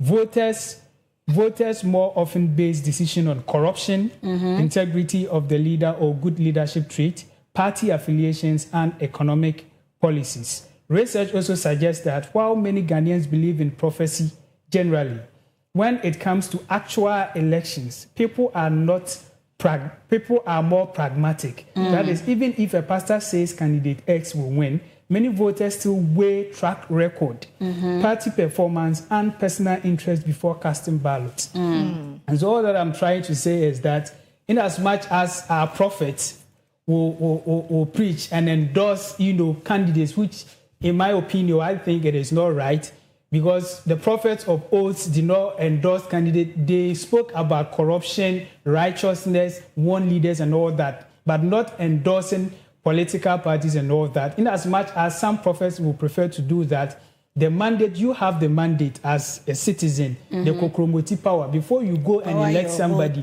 consider all the happenings based on leadership. As a Ghanaian, what you're facing, what you think can be done to help you or liberate you from whatever struggle you're going through before you vote. Don't be forced to vote because your pastor said this or your pastor said that. It even goes beyond, prophecies. When it comes to primaries, flag bearership and all that, delegates are always going for who can give us the best, who can make our pockets fat and all that. They'll be sharing refrigerators, cooking, washing machines and those kind of things, cash and all that. Charlie, this is somebody that is going to represent your party and the country if God permits. And so if you are going to select or elect that person, make sure that you've considered everything. Does this person really fit? You've considered everything before you vote for that person. Because it is from primaries, then we get to the presidential elections, the general one.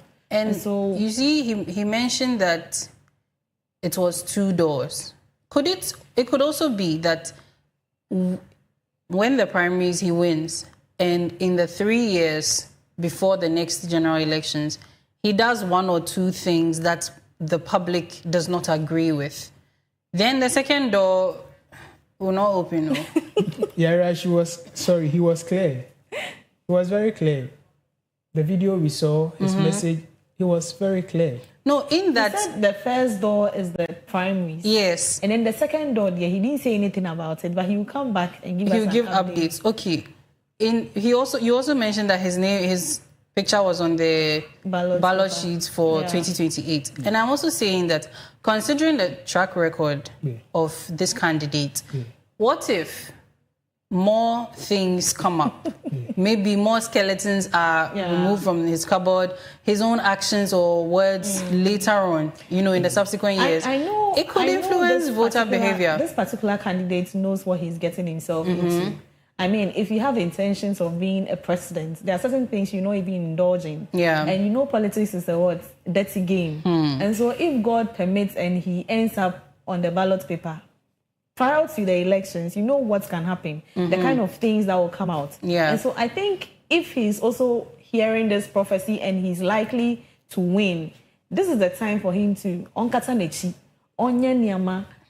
Because if you are going to focus on, I am the bold one, I am the outspoken one, nobody can tell me, that kind of thing. At the end of the day, it's people that are going to vote for you. Yes, and it's also going to reflect in your... It's not only your party, general public. We are all going to vote for you. So if truly you want to be a president, then there are certain things you need to start doing now. But when you say Onkata Nechi, I don't particularly agree. I think he should own up to some of the things he's said and done. And if, let's say, so let me use an example. If he was known in the past to be a violent person, He should come out, acknowledge that when I was a child, I did things as a child. Today, I am a changed man. Yaira, and this is the evidence this is politics, Yaira. Because when you say he should people cover... are going to use it against you. Yes. So the things they don't know, you keep quiet about it. Do you honestly think that these politicians, if people want to come out with their dirty secrets, that will not happen? I mean, it will. It's even linking that the one that you've done, let it go. We will not let it go. We will use it to measure whether you are truly you are eligible to be president. Thinking about it, someone has forgotten about it because of a fridge or a TV they gave the person. Do you get it? So if you have intentions of being a president, give us a new version of yourself. Let us see, a new Kennedy Japan. But even in the MPP, there was some strife among them. Yeah. The things you are saying you should leave in the past. His own, rivals could also dig up these things. We've seen some of these things happen over and over. So that's why I'm saying that he should be ahead of some of the issues. If before these things pop up, he himself should come out and say certain things about these things so that we, the public, to advise him. Well, anyway, Peter, your concluding remarks on this before we go to the OSP case. Oh, I mean, Ghanaians, they've spoken and they know what to do, the right thing to do. Our duty is to explain things, what is happening, let them know what is actually happening, and then they will decide. And so I think they've decided and they know what to do. All right. Knowing how highly spiritual we are, please we'll take it to the Lord in prayer. Take it to the Lord in prayer. This is what your prophet has said. Do you also agree with him? Look at what is happening around you and take a decision. It is not the prophet that is going to give you money if you need money. It is not a prophet. And you can be like Hezekiah. You can go back to God to change something. We can pray that God will change. Yeah, anything can happen. If that is possible, then please let's cut it here. So there is a situation or a matter at hand about the scrapping of the office of the special prosecutor on grounds of abuse of power and some other related issues. So let's take a look at the video as members of parliament are calling for this, saying that they implemented this and they can also scrap it. So let's see what the video is about, and then we can also discuss. That the office of the special prosecutor has abused his powers in this matter. And I will not hesitate to say that this house, we created the office. And the office of the special prosecutor, if he continues to abuse his powers, then we may have to abrogate it. This house, we shall be inviting him to come and brief the house the circumstances under which he will detain a citizen under such whimsical circumstances. I believe that it is high time that this parliament reconsiders its decision to approve the establishment of the office of special prosecutor. I think that we should abolish it. I honestly think we should abolish it because we've experimented it and we cannot see any achievement. Major cases of clear corruption. Up to date, the office has not been able to do anything. So it cannot do anything. Unfortunately, Mr. Speaker, like we say in Twi, etua onyonku mua, etua biem, etua wohu dia, etua nipem. To wait, Mr. Speaker, when it happens to somebody and he's complaining about it, you see absolutely nothing wrong with it. When it happens to you, now you complain. They will detain you and put onerous bills, whisk you away, unknown destination. There are your lawyers, everybody looking for you. We've had clients at our firm we are chasing all over town. When you say it, because it has not happened to them, they don't complain. That's why our elders say, today, because it has happened on their side, they are complaining. And we cannot continue to allocate that huge sums to the same office when we are not getting the results. This is one of the agencies we should be looking at. It's getting almost the same amount like the Attorney General's Department. Please, that the Office of the Special Prosecutor... Right, so we heard from members of both the majority and the minority speaking against the Office of the Special Prosecutor. And this issue has been, a concern. I mean, this week and last week, a lot of people are calling for the anti-corruption, agency, which is the Office of the Special Prosecutor. Did I get it right? Yes, please. To be scrapped off. And I think, I don't know, but if you've created an office and you've dedicated it to fighting, let's say, corruption, and after 3 years, 2 years, you're not really seeing what it is doing, I don't think the only option or solution is to just scrap it off. What are the problems? What is causing the office not to properly function? So concerns are funds are being allocated to that office. Like the funds now, is too much. But if we strengthen this office, we empower the office, we give the office authority it deserves or it wishes to have, don't you think we can fight the corruption Exactly. Because the highest level? Watching an interview, they spoke about the fact that over the years, we are not able to hold our leaders accountable when they are in government. It's usually post-regime.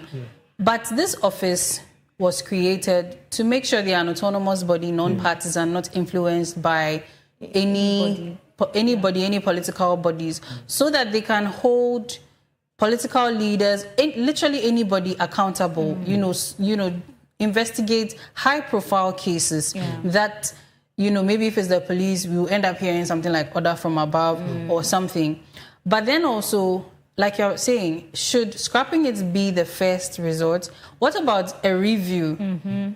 The person who has been appointed into this position, what are this person's qualities? What characteristics has this person exhibited?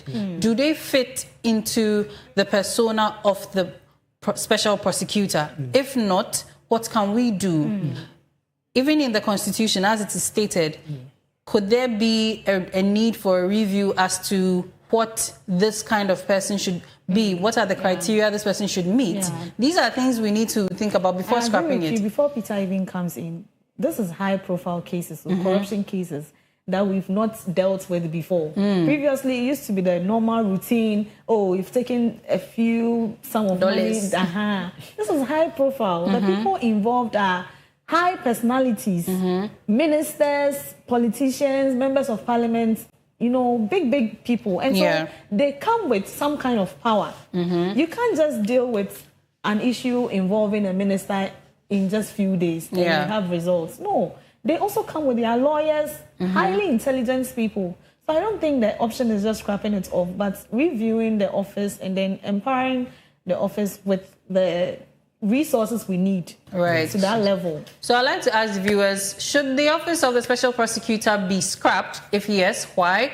And if no, why? We would like to hear from you. So please call the phone number on your screen, join us here in the conversation, or text us on WhatsApp. The number is also going to be displayed on your screen, or join the live stream on Facebook and on YouTube. Peter. All right. So before we go into that, I like the angle the both of you are coming from, and that is very deep.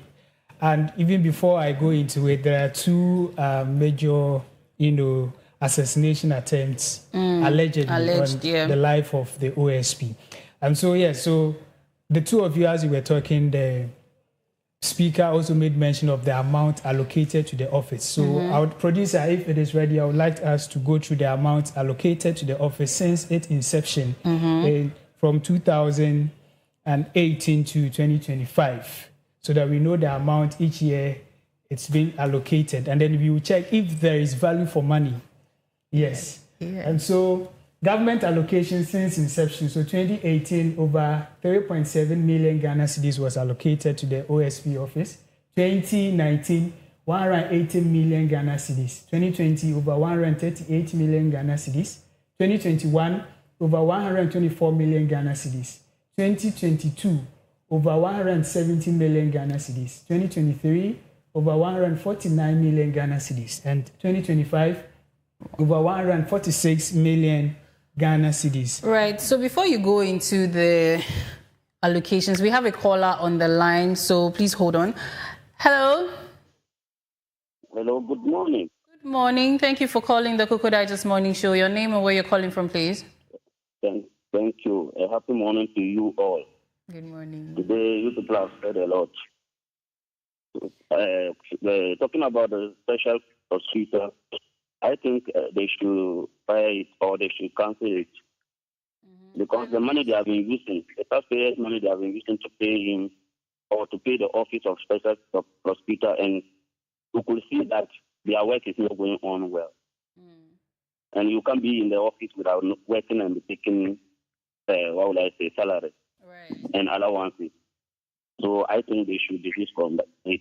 They should just cancel it so that Ghana will be free. We use that money for different things else.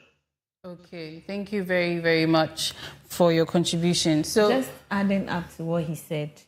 So, if you are working in a company and you are being paid, but you are not really being productive, doesn't mean the company needs to be closed down. No, it is the individual that is not being productive that needs to be dealt with. Either we employ somebody else or we performance review. Upgrade the person, take the person to a go and train them, the person, that kind of thing. So yes, there are two different things. The office can still be there whilst we work on the individual or the management or leadership.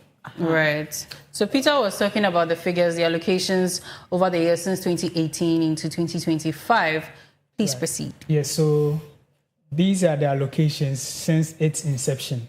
And now as we are talking about what the OSP has been doing and all of that, producer, we have some case, OSP case statistics with names and all that, if you can project it so that we go through what the Office of the Special Prosecutor has been doing so far. And so we have on the screen, I beg your pardon. Yes, so we have so many high-profile cases that the Special Prosecutor is currently handling. And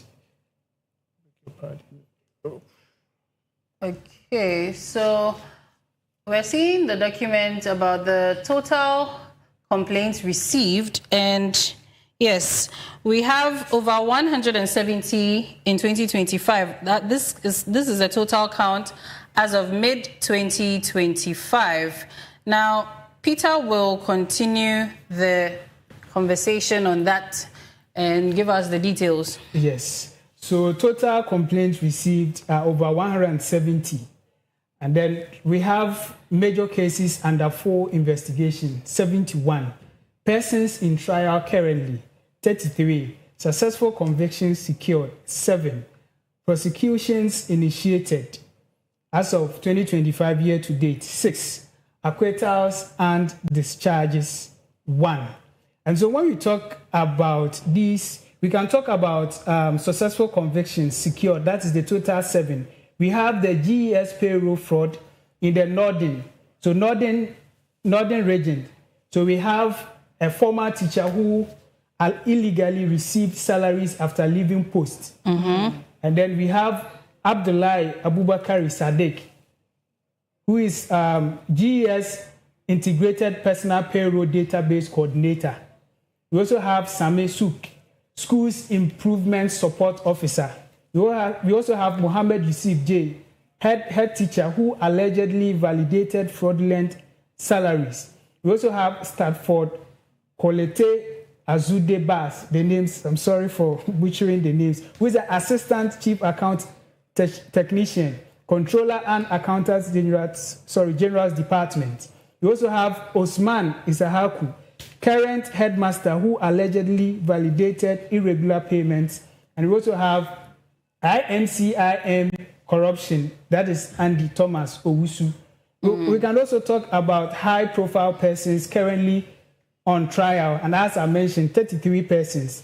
And so we can talk about the PPA contract for sale.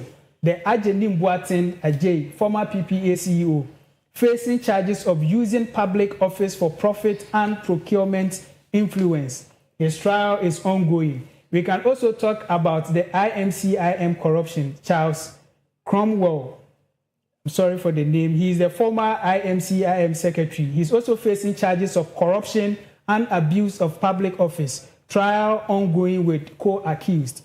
We also have NPA UPPF scandal. Mustafa Abdul Hamid, former NPA CEO, and Jacob Kwabena Amwa, they are also charged along with 8 others.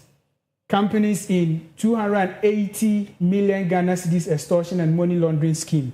We can also talk about Sumaila Abdul Rahman, the NDA CEO, and 3 others. They are also charged with procurement and all that. Talking about high-profile cases which are also under investigation, we also talk about the popular Cecilia Abena Dapa, former sanitation minister. We also had the investigation into suspected corruption and unexplained wealth after large sums of cash were seized. And we also have the popular former finance minister, Kenneth Nanaya Oforiata, is also declared a fugitive for failing to attend OSP in connection with investigation into strategic mobilization Ghana Limited contract and others. We can also talk about Ernest Dakun, a former chief of staff, Ministry of Finance, who is also declared fugitive and wanted. So these are cases that, the OSP is undertaking. And so when we talk about the value for money and what the OSP is doing, currently these are the cases the OSP is tackling. So the issue, is it about the institution itself or the OSP? Or is it about fund? If you talk about fund, look at the amount. Look at the things they are investigating. Exactly. They will need funds for this. Even in the time when Martin Amidu was OSP, he didn't have a specific office that we know that, okay, when you pass here, this is the building office of the special prosecutor. But since that office has been created, a structure needs to be put up where his secretariat can also operate. So if funds are being allocated and we know what these funds are being used for, why then is it now sounding as though the funds are being misused? The first thing people will even ask is why the need to scrap it now? Why? What is happening? Is something coming that we are not aware of? Coming from where? Is there smoke leaking out of somewhere that there's fire going to be behind it? Because I want to also ask this question. I have to find a decorous way to frame it. Now, looking at Kenneth Oforiata's issue, where I remember seeing that he was declared wanted, and then we heard that he had to leave the country for medical reasons. Now, this becomes an impediment on the progress of the investigation. We know we cannot infringe on his rights to healthcare, but the fact that he's leaving the country when he's going to be investigated. But you know what? I'll hold on to my point. I'll come back to that. We have another caller on the line. Hello? Hello. Good morning, madam. Good morning. Thank you for calling the Koko Digest Morning Show. Your name and where you're calling from, please. I'm calling from Tema. Hello. Hello, can you hear me, please? Yes, I'm hearing you. I'm calling finance from Tema. Okay, let's hear you. Program. Good morning, madam. Too. The important issue is, why are they now calling to scrap that office?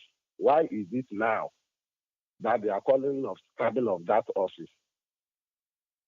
That office is very important. What they should do is they should encourage the people. If there are some problems, they should find solutions to help that office to exist. But some party come on power now, and they are now calling. They are calling of the scrapping of that office. I'm not clear. I'm not clear about that position. The NDC side of the side should come again with the calling of scrapping of that office. They are letting those of us who are back start having some thinking thoughts in our minds. because there are some some cases who are before when NDC was in power, they are in court. When NDC comes, they say they scrap those cases all, and we are all watching, and we are watching. We are watching what is going on. And now the second thing they are calling is to scrap the office, which is coming to fight corruption. Instead of them saying, no, let's find a way to strengthen that office, to make that office stronger, to fight the corruption, they are now calling of the scrapping of it. What we need in Ghana here now is we should have Ministry of Corruption. We should have Ministry of Corruption and let some of them to head it so that before this nation will be right. Good morning, madam. Mission. Right, so it sounds nice. It's not about niceness, it's about what they will come and do before they start getting told to. I'm happy that he mentioned what exactly we're talking about. That why the need. Yeah, why the need? Because the Office of the Special Prosecutor is facing certain challenges. Now, the key challenge I was even, trying to make a point about was of Kenneth Oforiatta's issue, where you are being called to be investigated, and for some reason, I don't want to say maybe it's a loophole, but you have decided to leave the country on the basis of health complications or health care. In this situation, when will you be back? How long will it take? What will happen when you come back? All these things. We have healthcare in Ghana. And you see, when the Office of the Special Prosecutor says, no, you cannot leave the country, have your healthcare attended in Ghana, go to Kolebu. Now, some Ghanaians can also start and try to say that you are infringing on his rights to access to healthcare. But that same group can also argue that the healthcare in Ghana is not up to the full standard. So there are certain things that you need to leave the country to have, adequate access to healthcare to in another nation. So all of these things coming up. And then another part of this issue I want to also look at is the fact that the way Kenneth Oforiatta's issue came up with the Office of the Special Prosecutor, some might argue that he ended up, it's like his dirty linen was washed out in public, and whatever public reverence we had for him is like, in Ghana, they'll say maybe they've used his face to sweep the floor, So it's like, is that what our leaders are afraid of? That if the Office of the Special Prosecutor is empowered so much, all of them will lose that sort of class and power they have? President John Dramani Mahama should be worried as a president right now.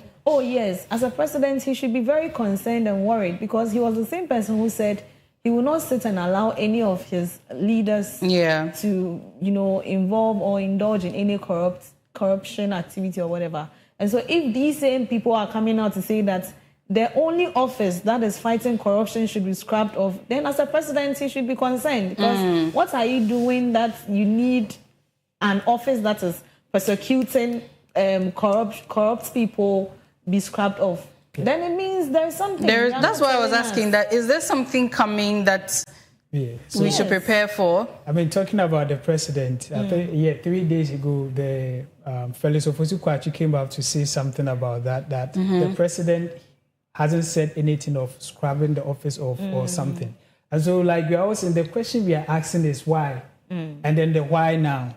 So is it that there's delay in seeking justice or no, or what? When we talk about the delay too, we can't forget about our judicial system in this country, the backlog of cases and all of that. And so we can't use that as, let's say, a yardstick to say the office is not performing well.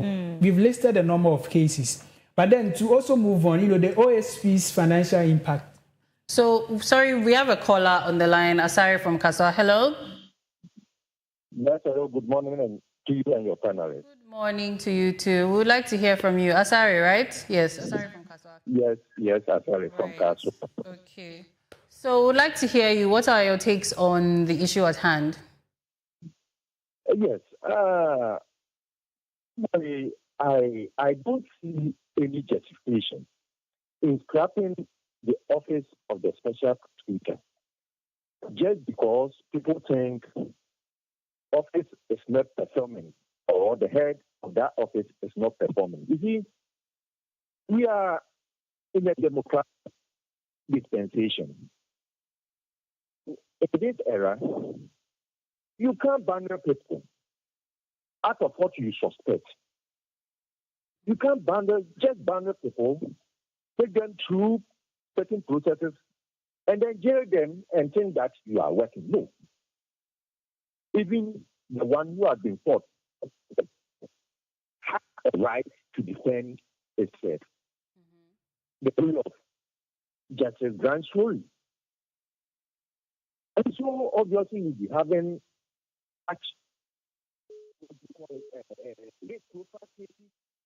and again, our problem be a problem of the politicians.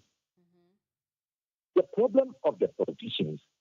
Today, you would maybe NDC member, and you would see NDC politicians, those who ascribe to NDC policies, backing that person. Tomorrow, go and then hold somebody from the NPP accountable. And then the same thing will be repeated. For me,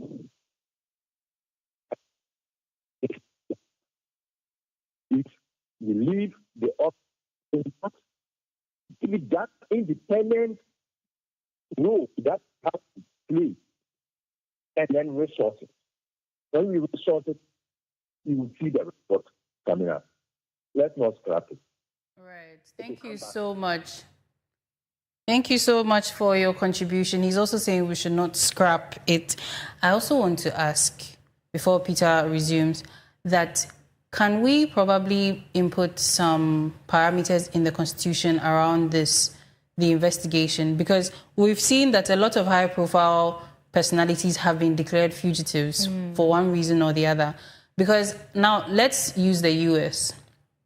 If you are under investigation in the U.S., will you be allowed to say you are leaving the country because of A, B, C?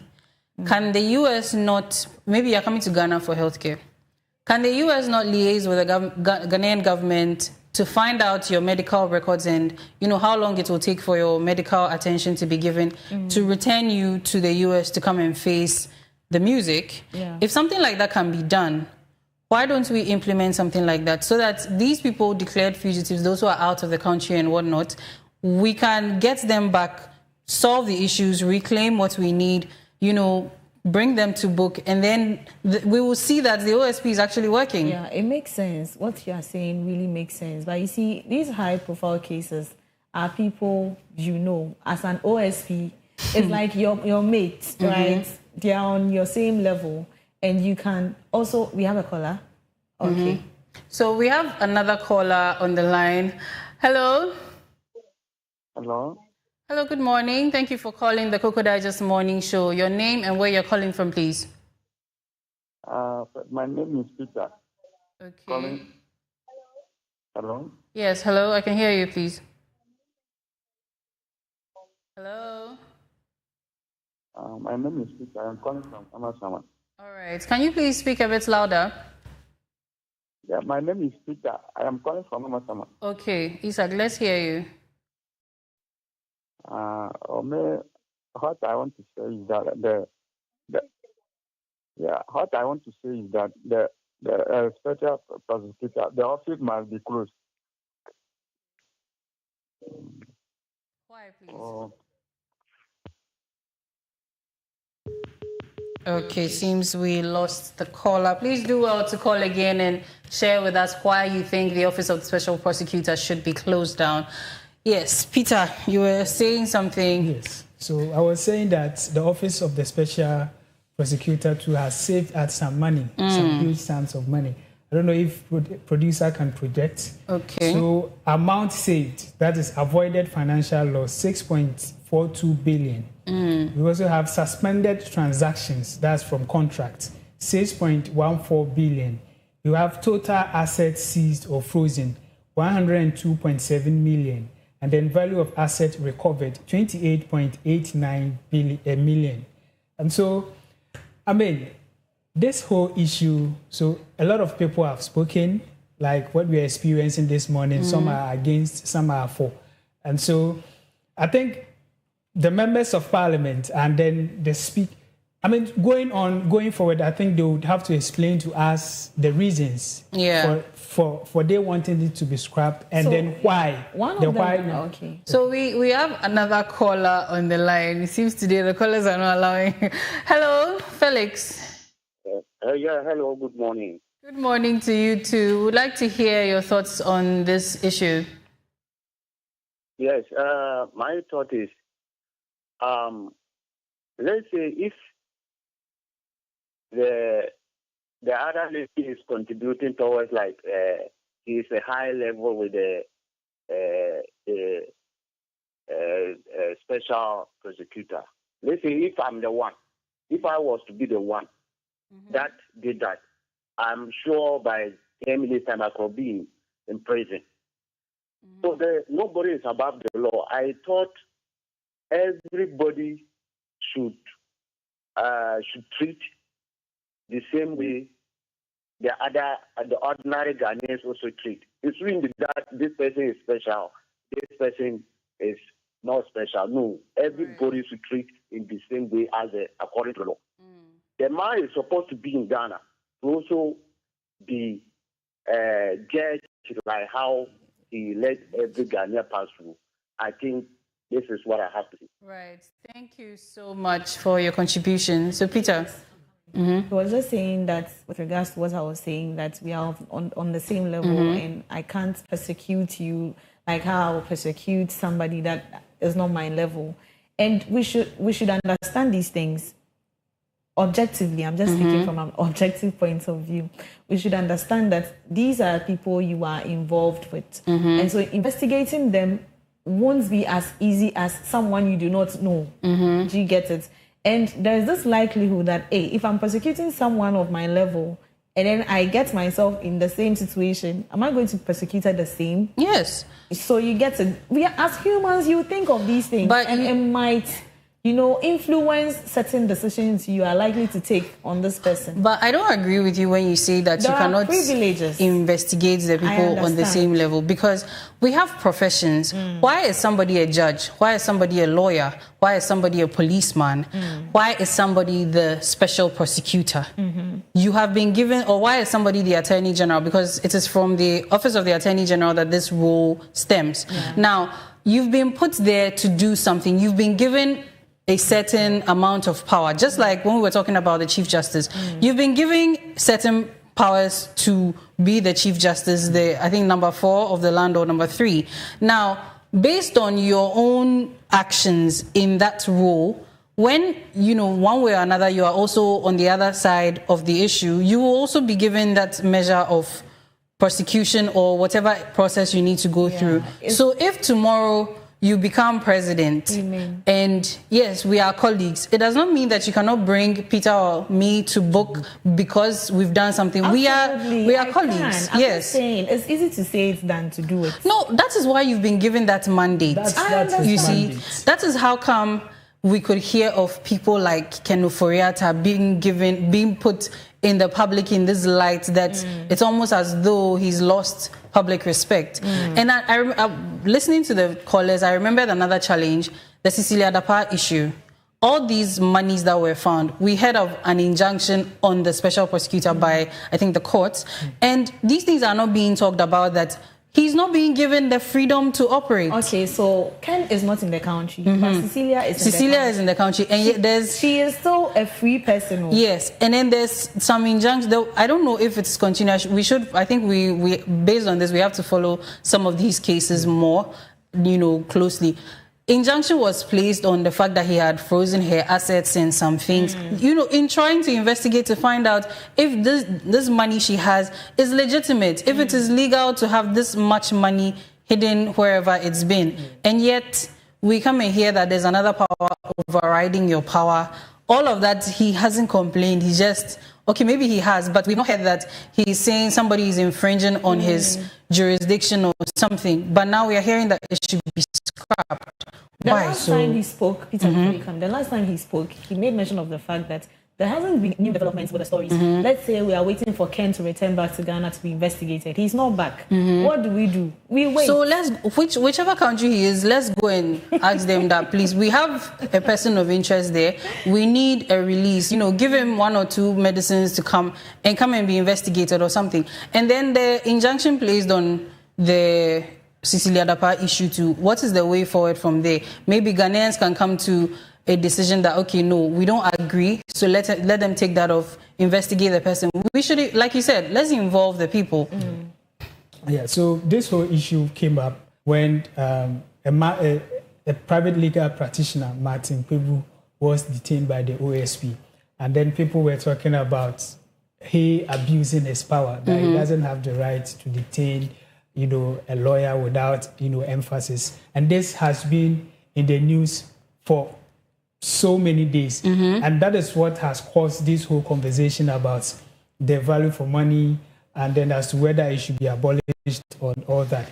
Could it also be that there are so many anti-corruption institutions in this country that we should merge some, or as a result of they should all come together and help the OSP. Because we have the CID department, we have so many, Yoko and all of that.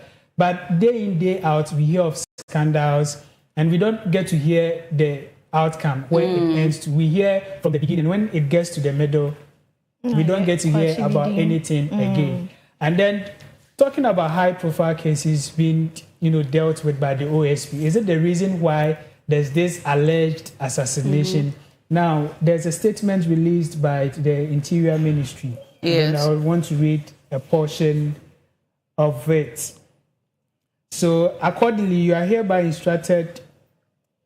No, I think I'm still looking for it. And so the Interior Ministry released, a statement that there's full investigation into it to find out, the truth about it. And then the Interior Ministry also revealed that there was no form of, reportage in any of the police stations. They said this thing happened before 2025, but there was no form of, reportage in any of the police stations. But then they are still moving on to investigate. Yes. Right.